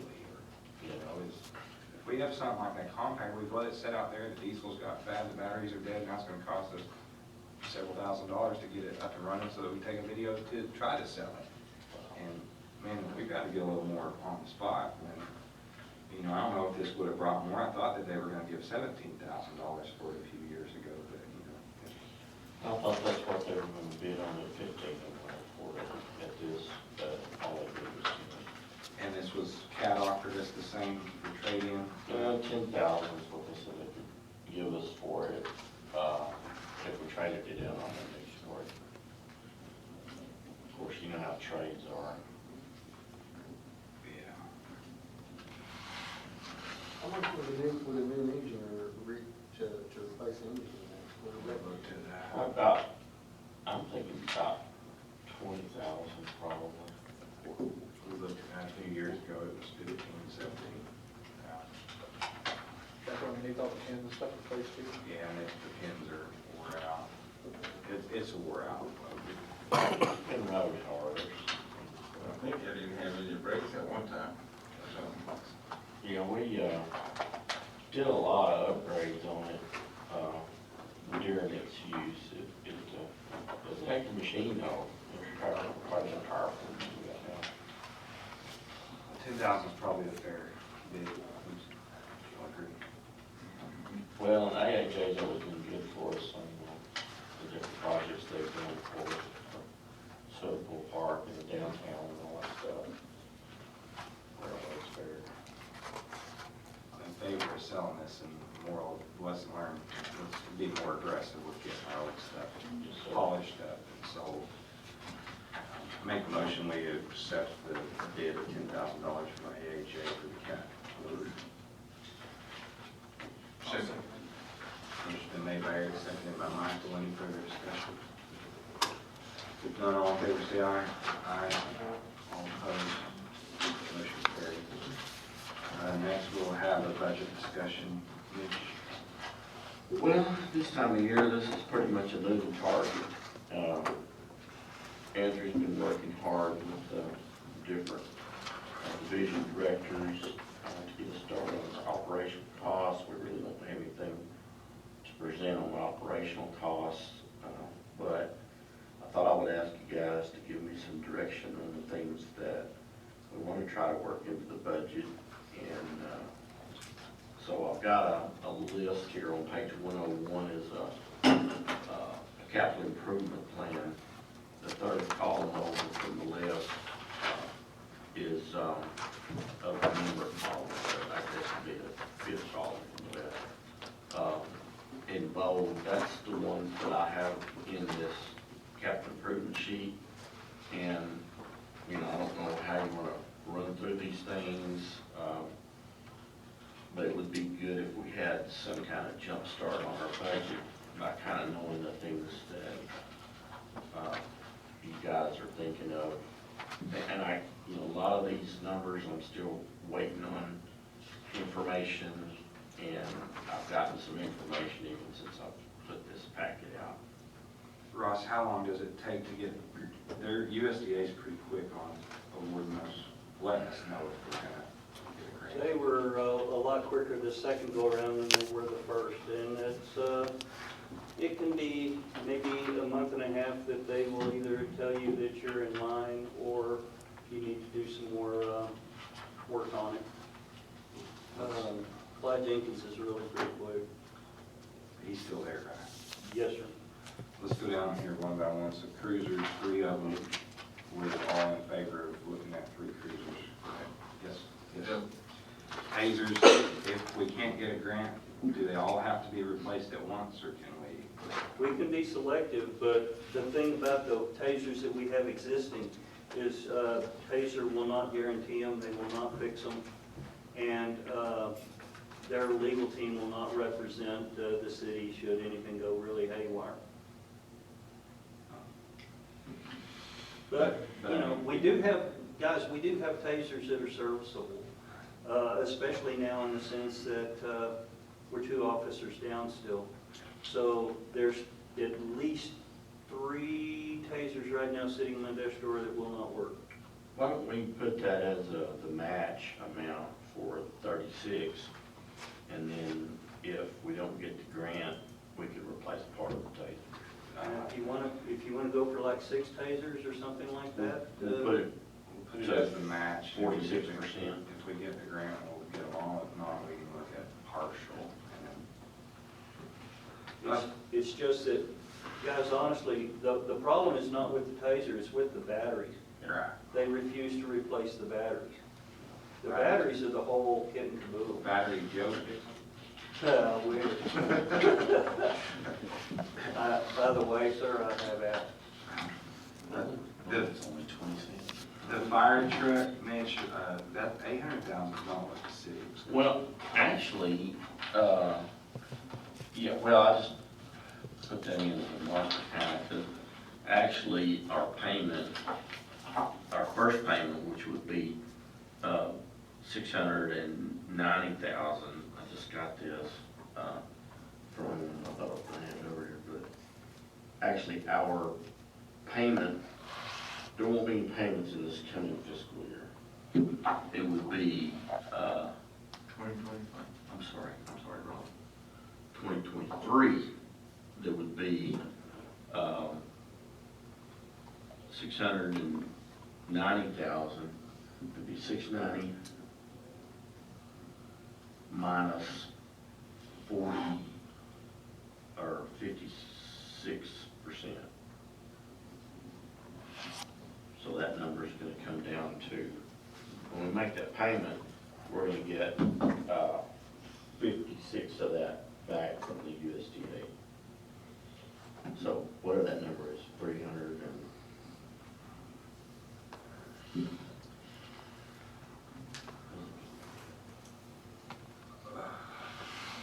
We get 44% as our. 46. As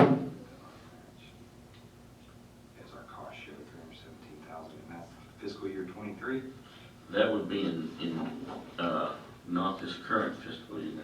All along, we thought it was gonna be in the current fiscal year, but this won't get till the first of next fiscal year. So in the budget we're working on, we'll have to pay 46% of 695,000. When's our corporate sponsors?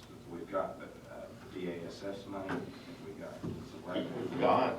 We've got an obligation from Continental for 75,000, and we've got 30,000, or yeah, 15,000 of the deal from BASS.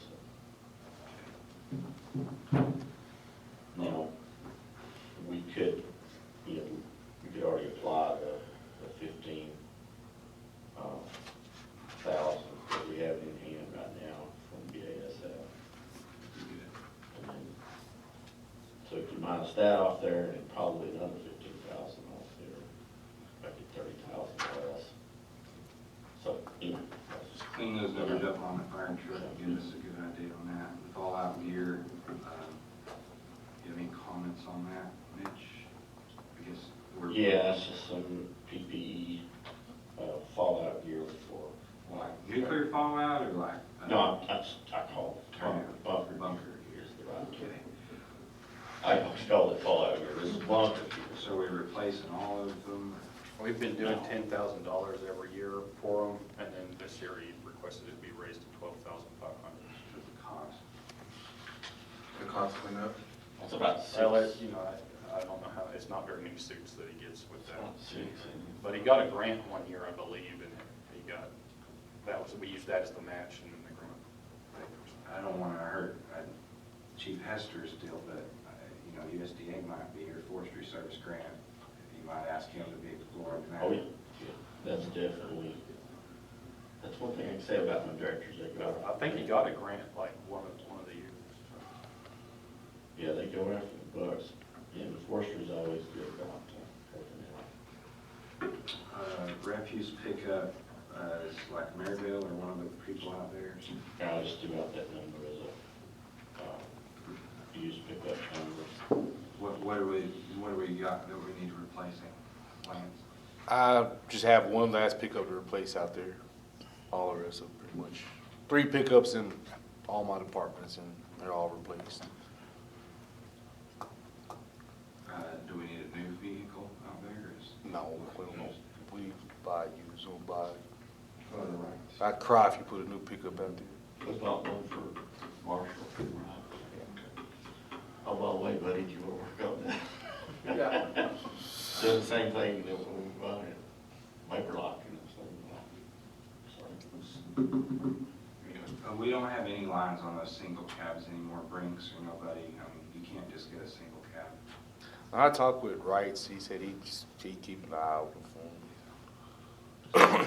Single cabs are getting hard to find. On that same note, that second, we've got one of the, we've been trying to buy 2 pickups for 2 years. We've got one of the water departments in. The second one, they canceled our order. This is the second year we've tried to buy it. Millshoe, I was talking to Ramon this morning, and he said that they bought some pickups through Bybord through Caldwell Chevrolet, and they had some available. So we really need to try to fill that order for that second water pickup this year, because it just, Yeah, our guy at Chevrolet House kind of pulled a fast one on Chevrolet to get us this one pickup, and then the Chevrolet got wise to his trick and would let us get another fleet type pickup on a special order. track loader, That number, I just got some new numbers on that, it's 435 for a track loader. do we know how many hours ours has on it? We've talked about this. That's a lot, I don't know. Lance, you remember? 7,000. No, I can't remember exactly. It's had rough use because it served as compactor for a long time. That's too much action for that. It's got 6,000 or 7,000 hours on it. Yeah. And they're offering us trade-in of 75 for it. Is that correct? I don't think he told us what, on this deal, it didn't show, this newly we didn't show what trading he'd give us, but I did ask him to give me a number of what kind of trade-in. Trade-in 2017, 755 minus 75,000. 75. Save it on that.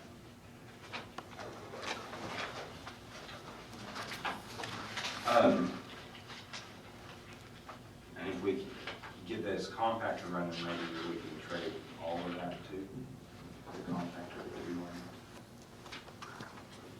Do you think Yeah. that would consider a compactor and He did, I talked to him, he came by and talked to me about the compact, and he said, can't give you a number right now, but it's really, it's one thing, if it's not, it's usually about. or next budget meeting, let's try to get a number on a compactor. Have we had any progress on trying to get it running? I asked that yesterday or this morning. I got to put that fuel separator pump. That was it. Cleared out, blew out the lines and everything. The cat had said it's gonna cost 10 grand. I've already done everything. That's just it. That pump is like $140. So, got new filters and put on there, so No, it's the batteries. old one that was good. We should be firing that thing up, if not tomorrow, day after tomorrow, when that pump gets in. I thought it was gonna be hard, and I looked at it, it was like, there's some 4 bolts and on the side, and everything. It was like, 10 grand. Cat be trying to get you, gotta watch it. Yeah, it's like 10 grand. I'm almost done. New equipment, used equipment. But we're gonna trade that, The goal is if the old cat compactor we bought to get us out of the pinch a few years ago, you remember it was refurbished, and then we bought the Tana. Hopefully we can trade that compactor and our track loader on. Okay. Or a scraper or something. But the track loader is coming up, we've got to do something with it. We've talked about it for 2 years. While we're on this deal, let's talk about, if you'll go back to that 100, he talks about a scraper somewhere in here, maybe not. The scraper is on page. This is another heavy piece of equipment we've talked about for a few years. Our scraper is a 2004 model. Talked to Milshu this morning and asked about their landfill. They do the same similar operations as us. They're in the same boat. They have a 2000 model that is wore out too, and they're looking at replacing it next year. The Ramon said they've got the same numbers, $1.2 million.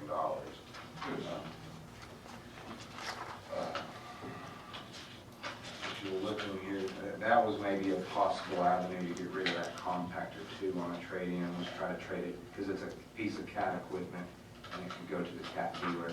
You've had good luck, you want to stay with the John Deere tractor, right? Yeah. And so, you know, John Deere may not take that cat compactor on trade, and so another option is look at a trade with the cat scraper. They offered us $95 for that spray for ours. We spent quite a bit So they're still offering us trade, while it's running, they're still offering us $95,000. But one thing to, see, Margie, one thing to consider too is if you'll look in here, the landfill, we have a $160,000 guess at, we've got to dig another pit this year. Yeah. We need to get, if we're gonna have to spend $1.2 million or $1 million on a scraper, we don't need to use it just to cover. We need to be digging our own pits. Do you have the capability to dig your own pits? Yes. You've got to have the greater, Milshu now does slope side pits, but the Yeah. problem with ours is straight sides. You have to have a dozer or a maintainer out there Yes. continually peeling the walls away Yes. to keep them straight. Yes, sir. And so could you use the maintainer for that? Yeah. You know, but that's one thing to think, we have to dig a pit every other year, and now they're getting, they used to be 50,000, now they're 150,000. Yeah. If we have to buy a piece of equipment, is we need to start digging our own pit. And we gotta start looking at that pretty quick, because we're, Yeah. So you have this in the next 25, but I mean, we may need to consider the scraper sooner so that we can dig our own pits. You have, the construction, what pit do you have to dig next? Household or construction? It'll be household come up first. And you'll be full when?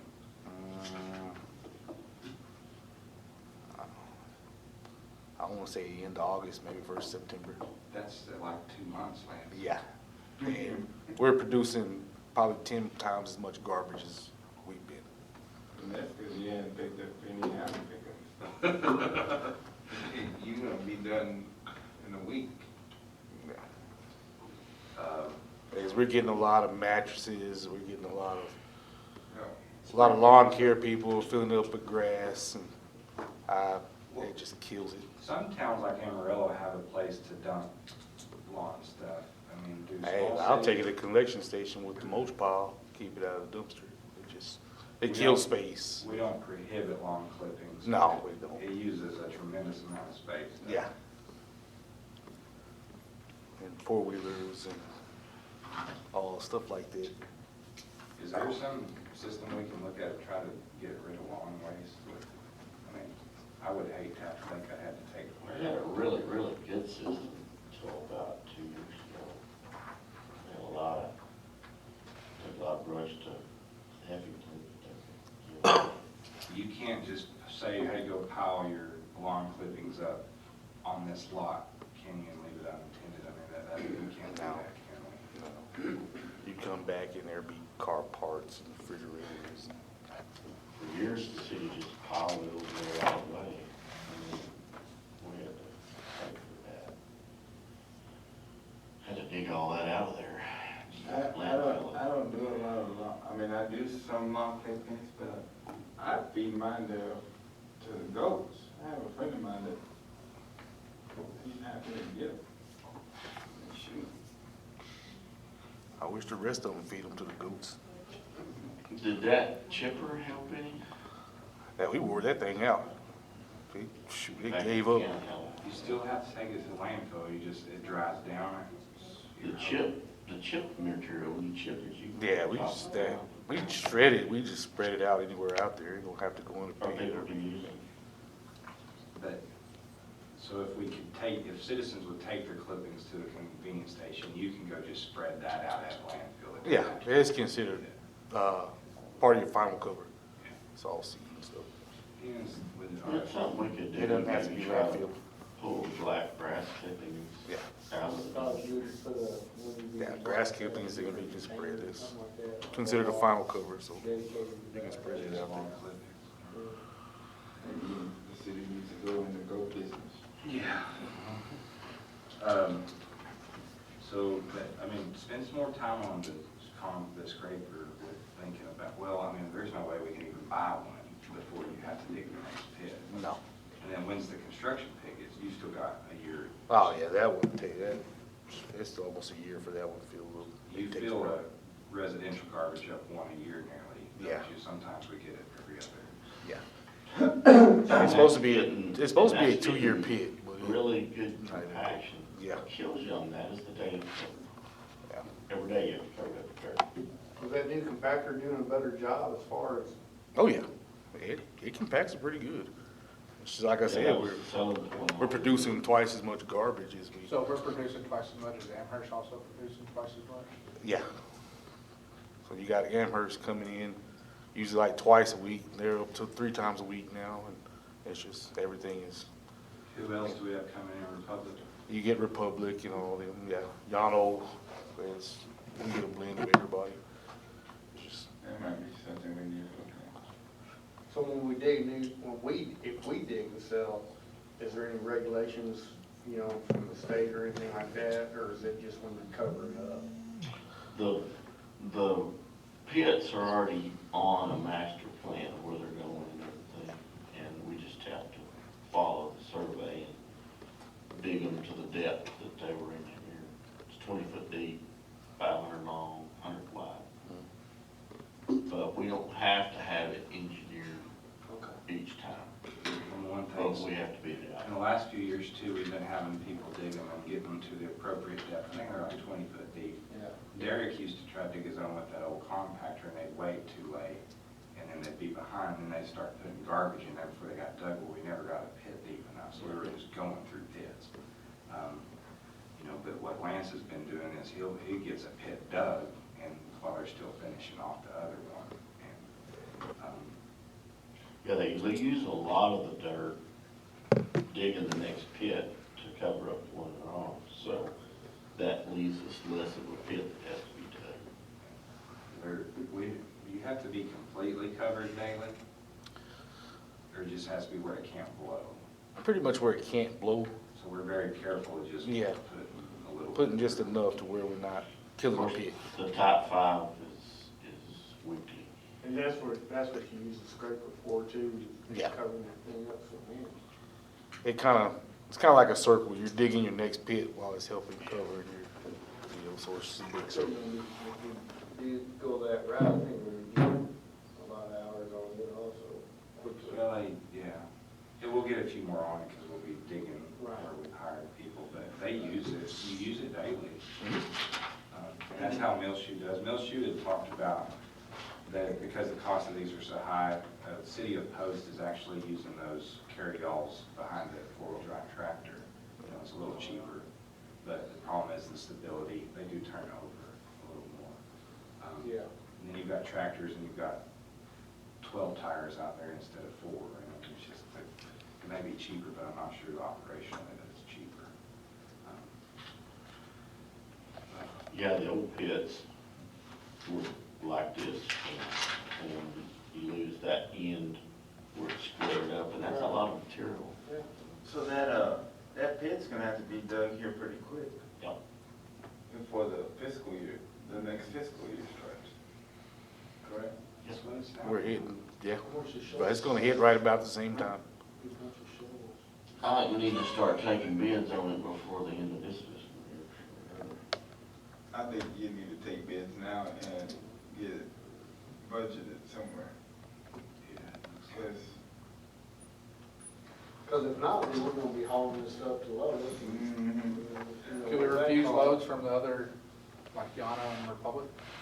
Yeah, we can. Like I said, it's out of landfill. We can. Well, before the next meeting too, we'd like, y'all can run a report of how much we're taking from Amherst Hmm? and how much we take from Republic. Can y'all get a list together of besides City of Littlefield, and all we're concerned about right now is the Patricia Bowl sale. How much are we taking from other, because we need to maybe evaluate our tipping fees, or we raised those a few years ago, but Well, last year we did $4. we need to make sure we're covering our cost with, The big thing on those tipping fees is you just want to make sure you're not the cheapest, because you can get everybody. but let's run a report on who outside garbage we're bringing in, how much they're paying us, how much volume. We need to start doing some calculations on how much yardage they're bringing us and how much we're charging for that, and does that offset the cost of us digging that yardage and compacting that yardage?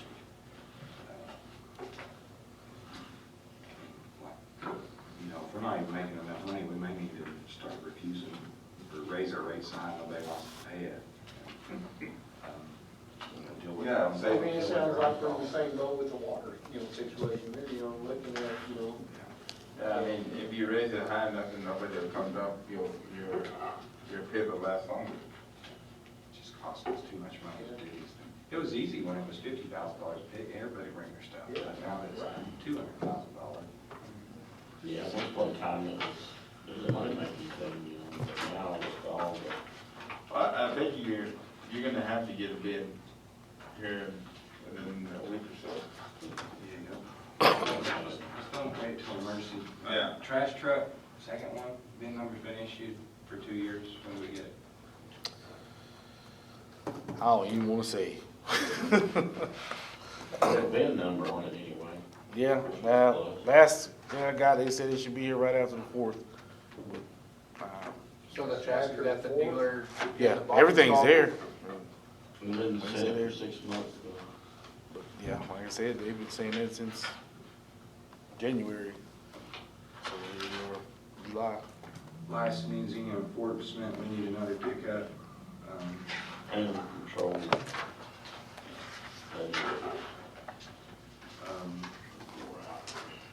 Tell us about the tractors, Lance. We're at bid rate. For the Kubotas, I think we're kind of at the point we can actually downscale. We don't need as many. We don't really use but 2 of them. How many do we own, little tractors? 5? 4 or 5, I think it's maybe 5. And we only use those for mowing the right-of-ways? Yeah, Moving dumpsters and, yeah.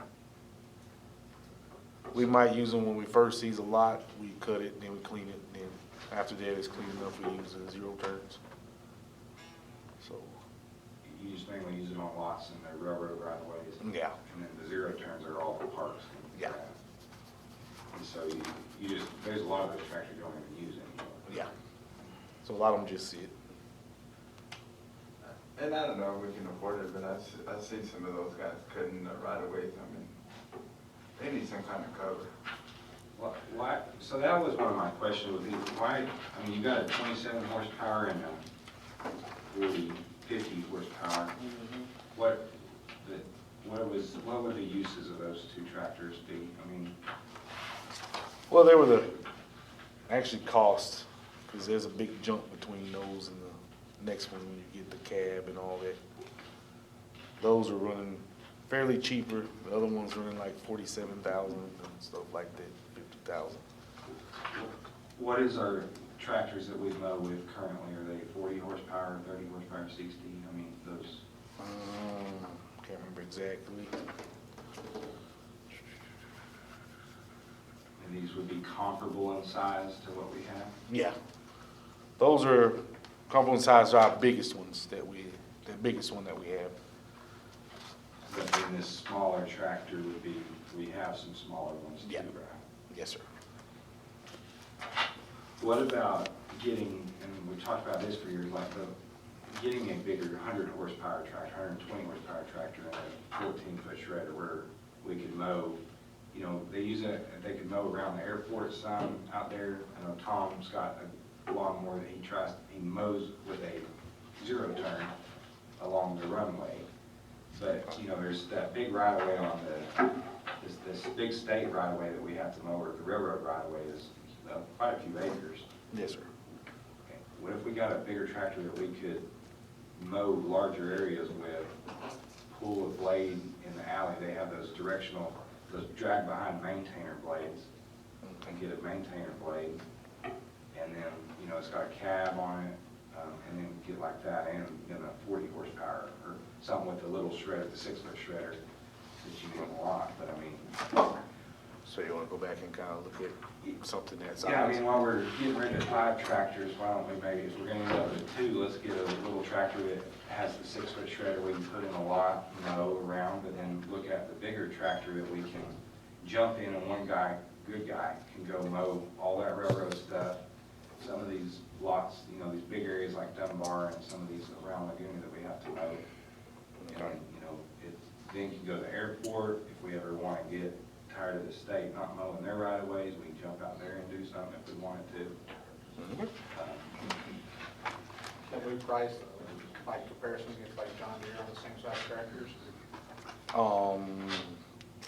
Not really. We wanna see what they have to offer too. Good. On our list, on this item, can you get us an inventory list of what we currently have, what we're looking at trading in, how much those trade-in values are gonna be, or those 4 or 5 pieces of equipment, and the prices of some options, and, I mean, let's buy what we need and not just look at cost. As if we can get a bigger tractor that has multiple uses, instead of going and buying a $250,000 mini maintainer, can we buy a $60,000 tractor and a $20,000 blade and use the same piece of equipment to blade alleys? You know, mow big right-of-ways. Yeah. You know, combine some stuff. You know, they make some mid-mount blades that Nah, I don't know. kind of interesting. Yeah, instead of single purpose. Yeah. I mean, it would mount to a tractor. I don't know about that.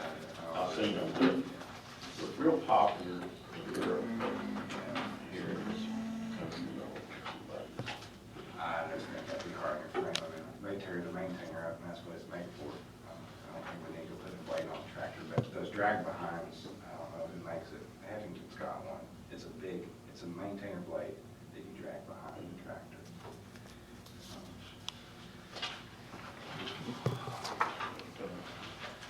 A little more study on that, but I'm interested in looking more at that. Street sweeper. I'd just like for y'all to use the ones we have. Are they functional? yeah, the Eagle work. Functional, just no time to run it yet.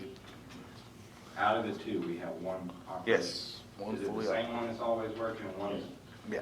is it our old one that's no good? No, Whirlwind. The Whirlwind is, like I said, having trouble getting that air valve for it. They sent me one, but it was like that big. But I'm like, Whirlwind was the auction one. Yeah. The Eagle's one we The found. Eagle's the one we have, right?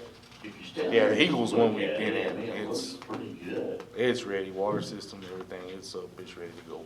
So our old one's the one that works. Yes. But the new one, we have some issues with. Yeah.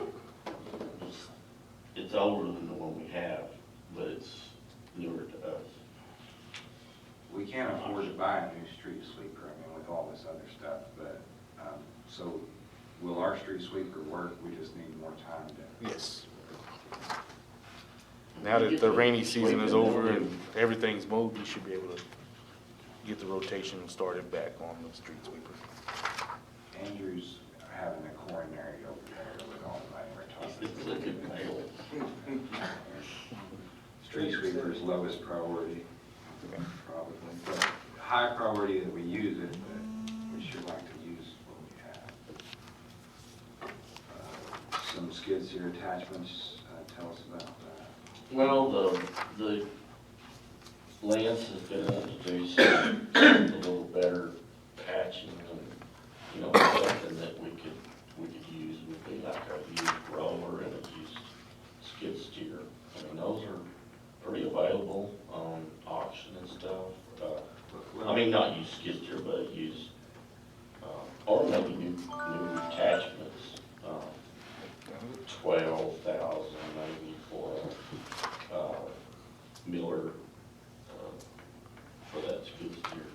They make all kinds of stuff with skid steer. And So this what do you one want? is What is this What's include? the attachment? different attachments for the skid steer.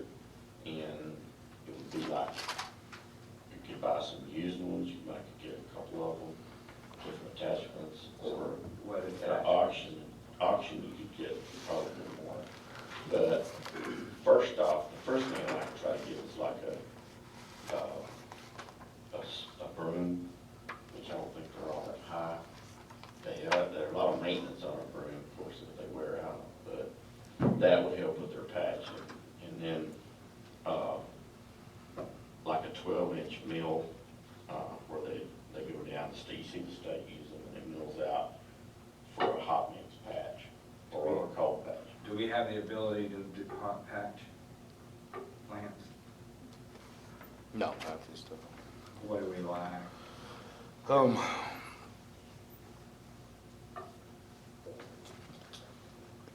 I guess gotta finish getting that little box ready. Unless you're talking about just coming in and dropping it in and us putting it in there. Do cities even hot patch? There's some art to that and some danger to that. Is this something that other cities do with hot patching?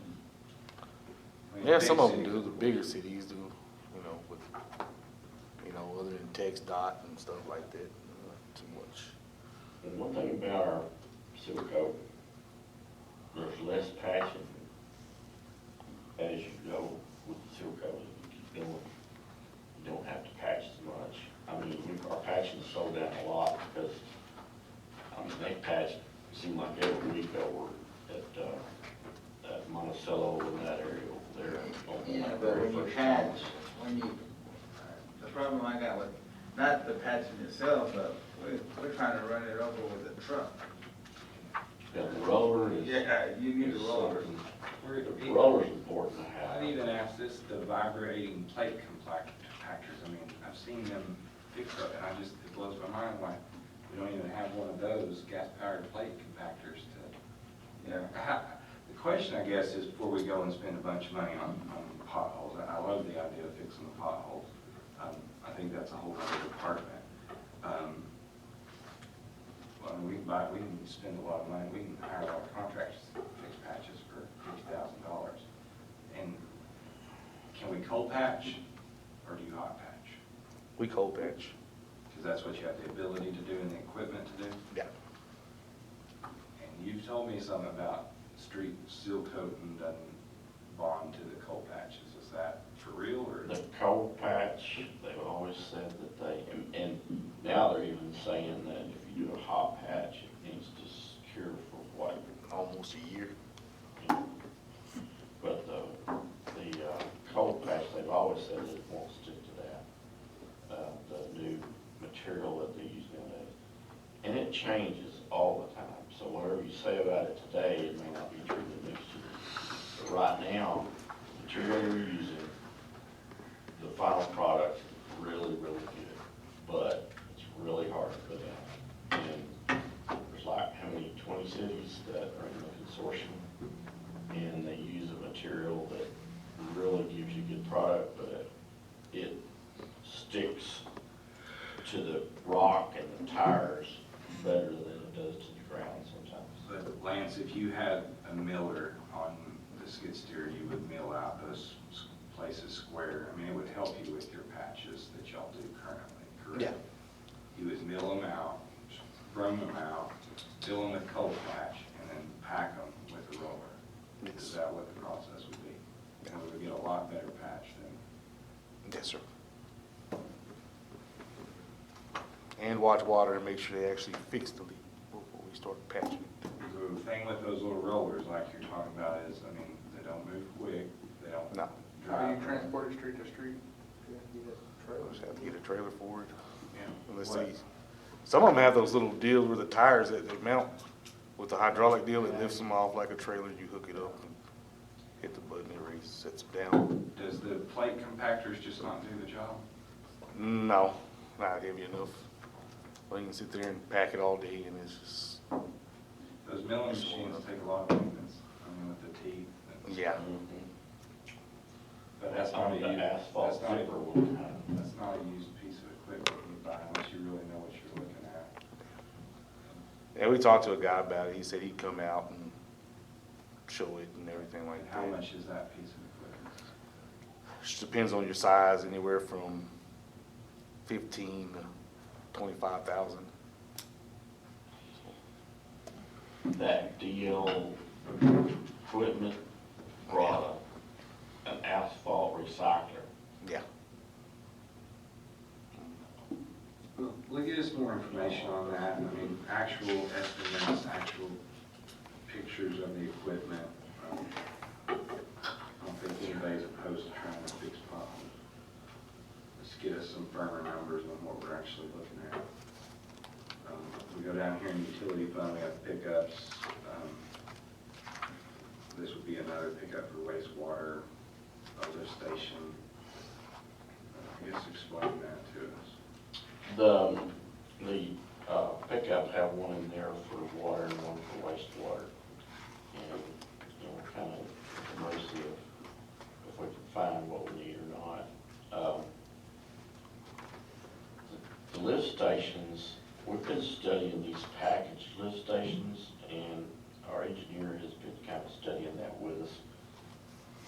Might save a lot of money getting a canned, what I call a canned or a packaged system, and replace some of our smaller lift stations.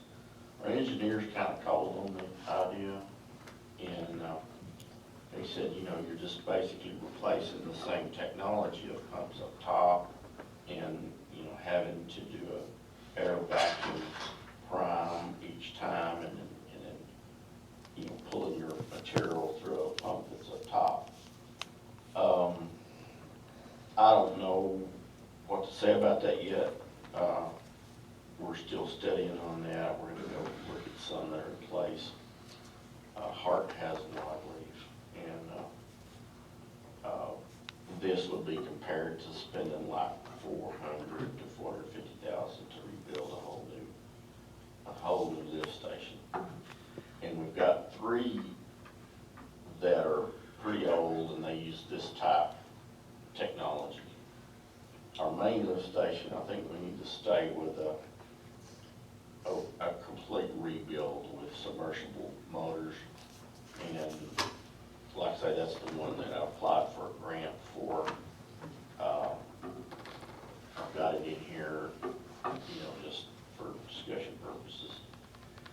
So, 2 things on the lift station is, one, with this possible bond project, CBDG grant, you know, I just don't think we're even remotely ready to commit to spending money on lift stations. The other thing is, too, is used to when you spent a couple $100,000, the companies would come give you a sales pitch and would like a representative from this company, and then also the engineer to, or whoever, to tell us about the correct way to do it, or the more expensive way to do it.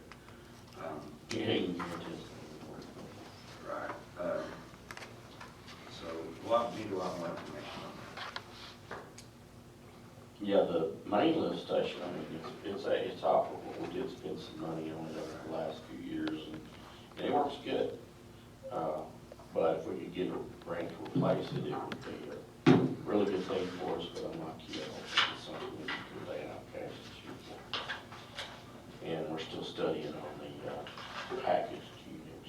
So how many water, wastewater employees do we have? 6? 6 on total. And we have 2 of those that have service beds on them, and 2 of them are just meter reader type pickups. I don't think any of their trucks, Mike, you remember, none of the trucks have regular bed on them. Oh, Terry's does. Terry's does, and the one Jason's driving is the Ford. It's got the lift gate on it, that's the one. Oh, yeah, it's got used regular for bed and lift. chlorine. Yeah. There's 2 trucks that have got regular beds. Yeah.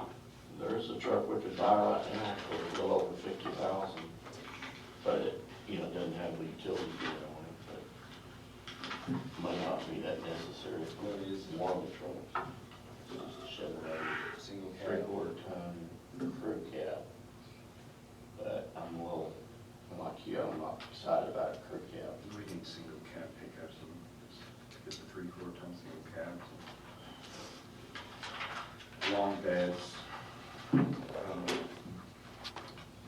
I've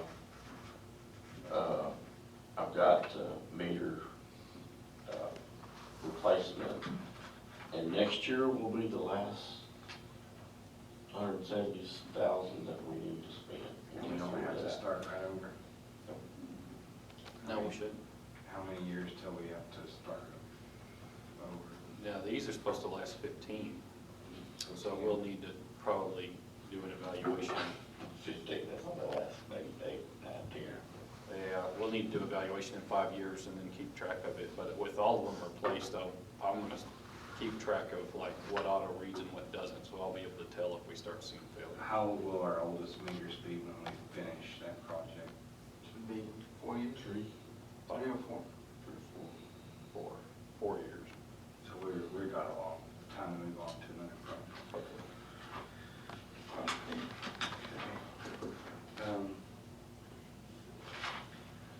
Street sweeper, water traffic. So we're asking you to get a lot more information on a bunch of these items, utility, insurance, wastewater. Yeah, next meeting we'll have a better handle on our operational costs, and we'll have a pretty good look at this capital improvement. And, Employee pay is gonna be probably a hot topic, so we need to start getting together salary surveys of other communities on all their positions. And, looking at our step and grade and all of that. Anything else on budgeting wish list items? One thing we talked about too that the problem I'm here I want to bring up. I'd like the balance of the parks. Because we take this parks donation, and maybe it has zero with swimming pool, I don't know. The parks fee on your water, is it accruing or have we spent it? Have we spent it? No, there's some money in there. And then, we had we bonded through the swimming pool, then we got the $750,000, that we, from the grant. And so that way, we spent several $100,000 finishing out the swimming pool and parks and stuff. So I know that whole 750 is not there. Can we get kind of an idea of what, if we just wanted to go wild and say, hey, let's spend a bunch of money on parks, but only what has been collected for parks through the grant or through the water bills? That $750,000, that is free and clear, because we spent the money before they gave it back to us. I mean, we bonded it out and built the pool. So that $750,000 is not earmarked for parks, but we spent a lot of it on parks, like the trail and all that stuff. In my mind, though, if the pool cost $4.5 million and we bonded it out, that $4.5 million, so we agreed to the pool. Now, $750,000, we could either put it back in our general fund, but we spent $250,000, $300,000 of it on finishing out that park and the swimming pool, I mean, roughly, right? Yeah, I feel like that's accurate. And the only thing, what's left, and I'm not saying we have to spend it all on parks, but I think there is some things that I think we need to look at some reasonable things that we could do to improve our parks. I'm not going and adding a bunch of stuff, but do we need to buy a bucket thing where we can trim some trees, a bucket truck, something like that, to get at some of these trees, some signage to which, all those signs at Crescent Park, the wooden ones, or kind of Laguna, we need to add some signs. I really would like to take a practical approach to trying to solve some of this flooding at Crescent. Laguna is a big project, but even if we buy this new scraper, and before they take it to landfill, is maybe we bring it to town and do a little work on our parks.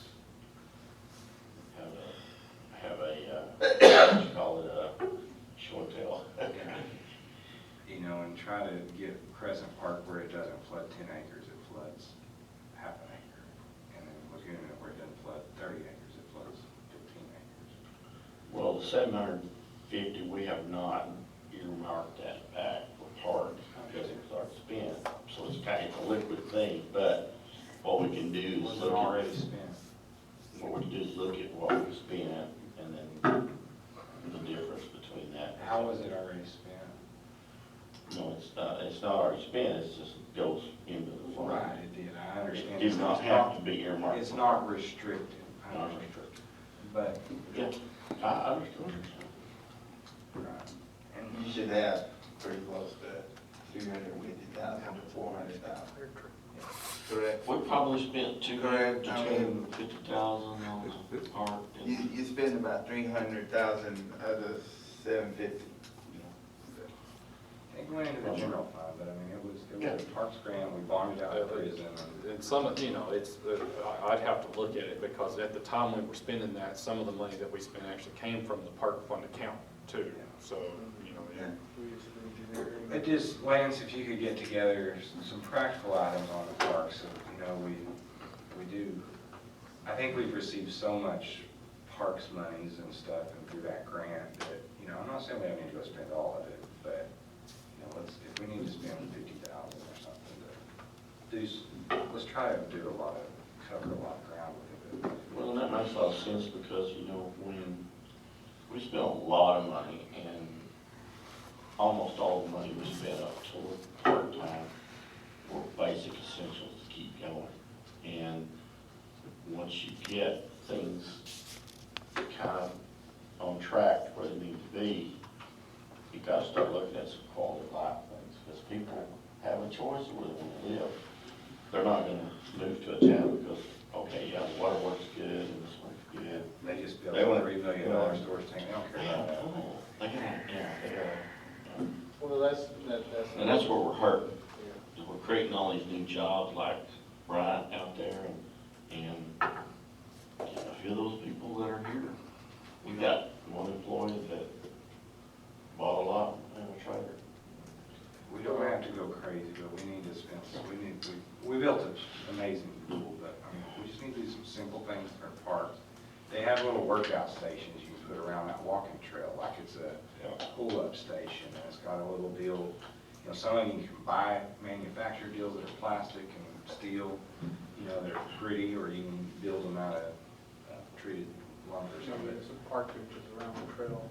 Park benches, you know, possibly some solar lights, I mean. you Can we ever fix a slide in the park? Can we fix No, this there's a up? guy that actually came in and said they do that, refurb that, where if you crack the plastic, they can do it Well, I'm talking about where we had that fencing put Yes. up there on that one. Well, we haven't fixed that yet. Because They that just slide like- cost, Couple years. the slide actually cost more than the whole playground set. It was like 10 grand for the slide. Well, what about some basketball nets and something like at Dunbar in the June, Backwards. you know? Well, Crescent's got nets there, but I mean, little stuff like that, just little things, you know? I would like to see us kind of spend some money on park. The major issue is the flooding has to get, you're never gonna solve Laguna's problem, and Crescent obviously is gonna have some water in it, but we just need to get it where, especially Crescent, they did a great job this year. I mean, y'all got. It looks good. Oh, it looked amazing, but, you know, at one point it could have, it was covered up Yeah. with water. Yeah. Laguna too, but that would be one thing that I think we need to look at. I do know they pushed the envelope when they're mowing that, because I saw Benny pulling Roger out. Those mowers apparently get stuck in the sides of the moisture. That's what we've been told, but Lance made it happen. So, let's talk about that too, Lance, that these mowers now are 5 years old. How much longer do we have on those commercial mowers? At least they got a good while on them. I have no problem with them. And we maintain them. They're very maintained, they're well maintained. Yeah, if you. We've had one that went into the shop one time and that was it. We've been good ever since. So they're getting 5 or 6 years old though, right? Yes.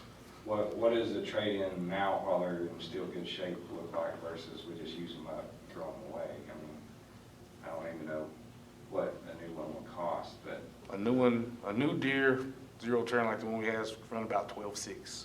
So they're still about the same. and ours would bring $1,500, $2,000. Yeah. That's something I didn't know of, a terrible whole lot. So we're not to the point of needing new ones yet. No, not even close. Anything else, Any of the rest? any pet projects? Any projects? Yeah. I'm kinda like with Rich, I mean, you know, the quality of life thing, we do whatever we can do on that. You know, I understand the need for our infrastructure, and that's just something that people just take for granted until they have a problem. And it's gonna be sometimes, you know, when we're looking at rates and stuff, you're just gonna have to explain that to them. I think we're gonna be surprised when we get into the budget this year of how much costs have gone up. And talking to Andrew, and our revenues are not keeping pace. We have two departments now over $1 million each. It's just the cost of everything's going up. So, And everybody sees that, I mean, it's not just here, I mean, it's everywhere you go, you know? I don't know how we stay ahead of it and cash flow it though. I mean,